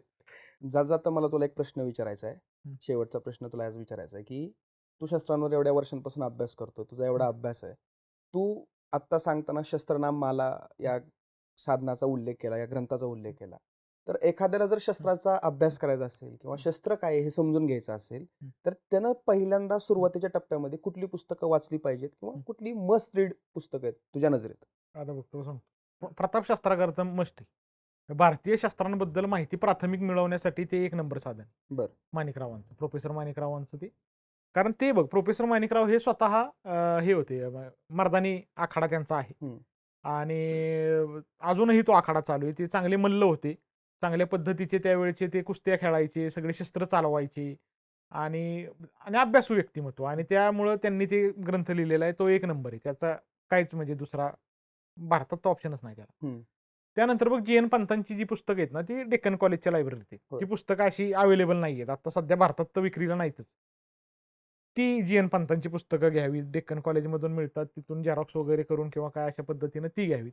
त्यानंतर हैदराबादचा जो मागाशी म्हणलं सालारजंग म्युझियमचा कॅटलॉग, तो पण एक चांगला आहे. म्हणजे माणिकरावांचं जे प्रताप शस्त्रागार वाचलं की हैदराबादचा कॅटलॉग बघावा. आता थोडं एक काय प्रॉब्लेम आहे बघ, तुला सांगतो. शस्त्रांच्या अभ्यासासाठी तुम्हाला इंग्लिश साधनच बघावी लागतात. बरं. कारण मराठीत अजून काही तसं काम झालेलं नाही. त्यामुळे म्हणजे हैदराबादचा जो कॅटलॉग आहे तो इंग्लिश आहे. जी एन पंतांची पुस्तकं इंग्लिश आहेत. त्यामधनं तुम्हाला सगळ्या एकंदर हे होईल. आणि हे जे बुक ऑफ सॉर्ट नावाचं पुस्तक मी सांगितलं, रिचर्ड बर्टन यांचं, त्यांनी अगदी आदिम मानवापासनं ते त्यांचा कालखंड येईपर्यंतचा जवळजवळ 10-12 हजार वर्षाचा कालखंड त्यात कव्हर केलाय सगळ्या देशांचा, की कुठल्या कुठल्या देशात कशा कशा पद्धतीच्या तलवारी कशा कशा इव्हॉल्व्ह झाल्या, काय झालं, फक्त तलवारी. ते बुक ऑफ द सॉर्ड नावाचं पुस्तक आहे. त्यानंतर बघ, रॉबर्ट एल्गुड नावाचे एक अभ्यासक आहेत. रॉबर्ट एल्गुड यांचं भारताच्या शस्त्रांवरती त्यांची पुस्तक आहे. त्यांनी जोधपूर पॅलेसमधल्या शस्त्रांवरती पुस्तक केलेली आहेत. त्यांनी दक्षिण भारतातल्या शस्त्रांवरती आणि दक्षिण भारतीय परंपरांवरती पुस्तक केलेली आहेत. रॉबर्ट एल्गुड यांची पुस्तकं, ती एक रेफर केली पाहिजे. ह्या सगळ्या गोष्टी वाचल्यानंतर मग अजून काय रेफर करायचं हे आपल्याला कळेल. मग ते एवढं झालं की लोकांना अंदाज येईल की आता आपल्याला कुठं कुठं कुठं हात घातला पाहिजे. कारण हे आता ह्या मुळात भारतात अवेलेबल होणाऱ्या गोष्टी ह्या एवढ्या आता ज्या मी तुला सांगितल्या त्या. इतर बऱ्याचशा गोष्टी ज्या आहेत ना, एक तर त्या महाग आहेत. आता तुला सांगतो, एक पुस्तक आहे the oriental arms and armours नावाचं, लॉर्ड इगर्टन ऑफ टॅटॉन नावाच्या माणसाचं ते पुस्तक. 1,18,000 रुपये किंमत. आता ते कुठनं कसं करायचं आणि काय करायचं नाही. मग ते बघत बसावं लागतं, कधी त्याची किंमत उतारते, कधी त्याची किंमत उतारते. मग ती एकदा किंमत आली 31,000 त्यावेळी आम्ही ती घेतली. मग ती 1,31,000 पर्यंत पुस्तक आम्ही गेलेलं बघितलं. रॉबर्ट एलगुडचंच पुस्तक आपण किती दिवस वाट बघून. अरे मी एक ते जे हिंदू आर्म्स अँड रिच्युअल्स नावाचं रॉबर्ट एलगुडचं पुस्तक आहे, ते मी 6,000 घेतलं होतं 2020 साली, होय. लॉकडाऊनच्या आधी. म्हणजे लॉकडाऊन लागला त्याच्या एक 17 दिवस आधी पुस्तक माझ्याकडे आलं होतं 6,000 आज त्याची किंमत 19,000. आपणच घेणार होतो ना. मग आता परत अजून एक एकदम प्राथमिक पुस्तक आहे. रवींद्र रेड्डी नावाचे लेखक आहे, पण ते लंडनला असतात. बरं. रवींद्र रेड्डी नावाचे लेखक आहेत. तर त्यांचं arms and armours of India, Nepal and Sri Lanka नावाचं पुस्तक आहे. काळ्या कलरचं पुस्तक आहे, काहीतरी 4,500-4,500 पुस्तक आहे, अमेझॉनवर मिळतं. त्यात सगळं चित्र आहेत आणि एकदम प्राथमिक माहिती आहे किंवा एकदम साध्या भाषेत, पण इंग्लिशच आहे. साध्या भाषेत माहिती आणि त्यातून हा ट्रेड रूट म्हण किंवा भारतातल्या शस्त्रांचा काय इव्हॉल्युशन काळ आहे किंवा चित्रांमध्ये कशी शस्त्र दिसत आहेत किंवा काय अशा सगळ्या पद्धतीच्या गोष्टी त्यात कव्हर केलेल्या आहेत. एन्सायक्लोपीडिया सारखं आहे ते एक पुस्तक आहे. आणि एक रणजित सिंग नावाचे आर्म्स कलेक्टर आहेत लंडनचेच, बरं. की जे भारतीय वंशाचे आहेत पण लंडनमध्ये स्थायिक आहेत. तर त्यांची वेबसाईट आहे, ती इंस्टाग्रामवरती पण त्यांचं पेज आहे. अतिशय हुशार माणूस आहे आणि त्यांच्याकडचं कलेक्शन पण जबरदस्त आहे. बरं. त्यांच्या त्या कलेक्शनच्या वेबसाईटवरती पण एक प्राथमिक माहिती सगळी आपल्याला त्यातून मिळून जाते. ह्या एवढ्या लोकांना रेफर केलं की मला नाही वाटत काही वेगळं करावं लागेल. मग त्यानंतरची जी कवाडा आहेत ती मग आपली आपण खोलायची. जसे आम्ही आता PhD ला खोललं तसं आपलं आपण खोलायचं. आता काही त्याला पर्याय नाही. माझ्या सुदैवाने आपण दोघं 2 वर्ष रूममेट राहिलेलो होतो. त्याच्यामुळे ही सगळी पुस्तकं मी वाचली आहेत. त्यामुळे मला माहिती आहे पुस्तकांचं महत्त्व किती आहे, याच्यामध्ये किती महत्त्वाची माहिती आहे. आज तू इथं आलायस आणि तुझ्यासोबत पुन्हा एकदा आपण ज्या काही याच्या आधी गप्पा मारल्या होत्या अशाच कुठं परत झाली. जेवण करताना असतील किंवा कुठं बाहेर किल्ल्यावर फिरायला गेल्या असतील तर त्याच गप्पा आज इथं झाल्या आणि तू फार सविस्तरपणे सगळ्या प्रश्नांची उत्तरं दिलीस. मला आणखीन एक तुझ्यासोबत पॉडकास्ट करायचा आहे, पण त्या पॉडकास्टमध्ये मला वेगळा प्रयोग करायचा आहे. मला खरी शस्त्र दाखवून त्या शस्त्रांचे प्रकार किंवा त्या शस्त्रांची अंग आणि त्या शस्त्रांची टेक्निकल बाजू आहे त्या शस्त्रांची, ती तुझ्या माध्यमातून या प्रेक्षकांना समजावी अशी माझी एक इच्छा आहे. निश्चितच तोही दुसरा भाग आपण पुढं शूट करू, फक्त तू वेळ द्यावास एवढी इच्छा आहे. आणि तू आलास, तुझा अभ्यास पुढं असाच चालू राहो, तुझं पुस्तक लवकर यावं ही माझी इच्छा आहे. लवकरात लवकर तुझं पुस्तक प्रकाशित व्हावं आणि तुझ्या पुढील वाटचालीसाठी खूप खूप शुभेच्छा. धन्यवाद. धन्यवाद.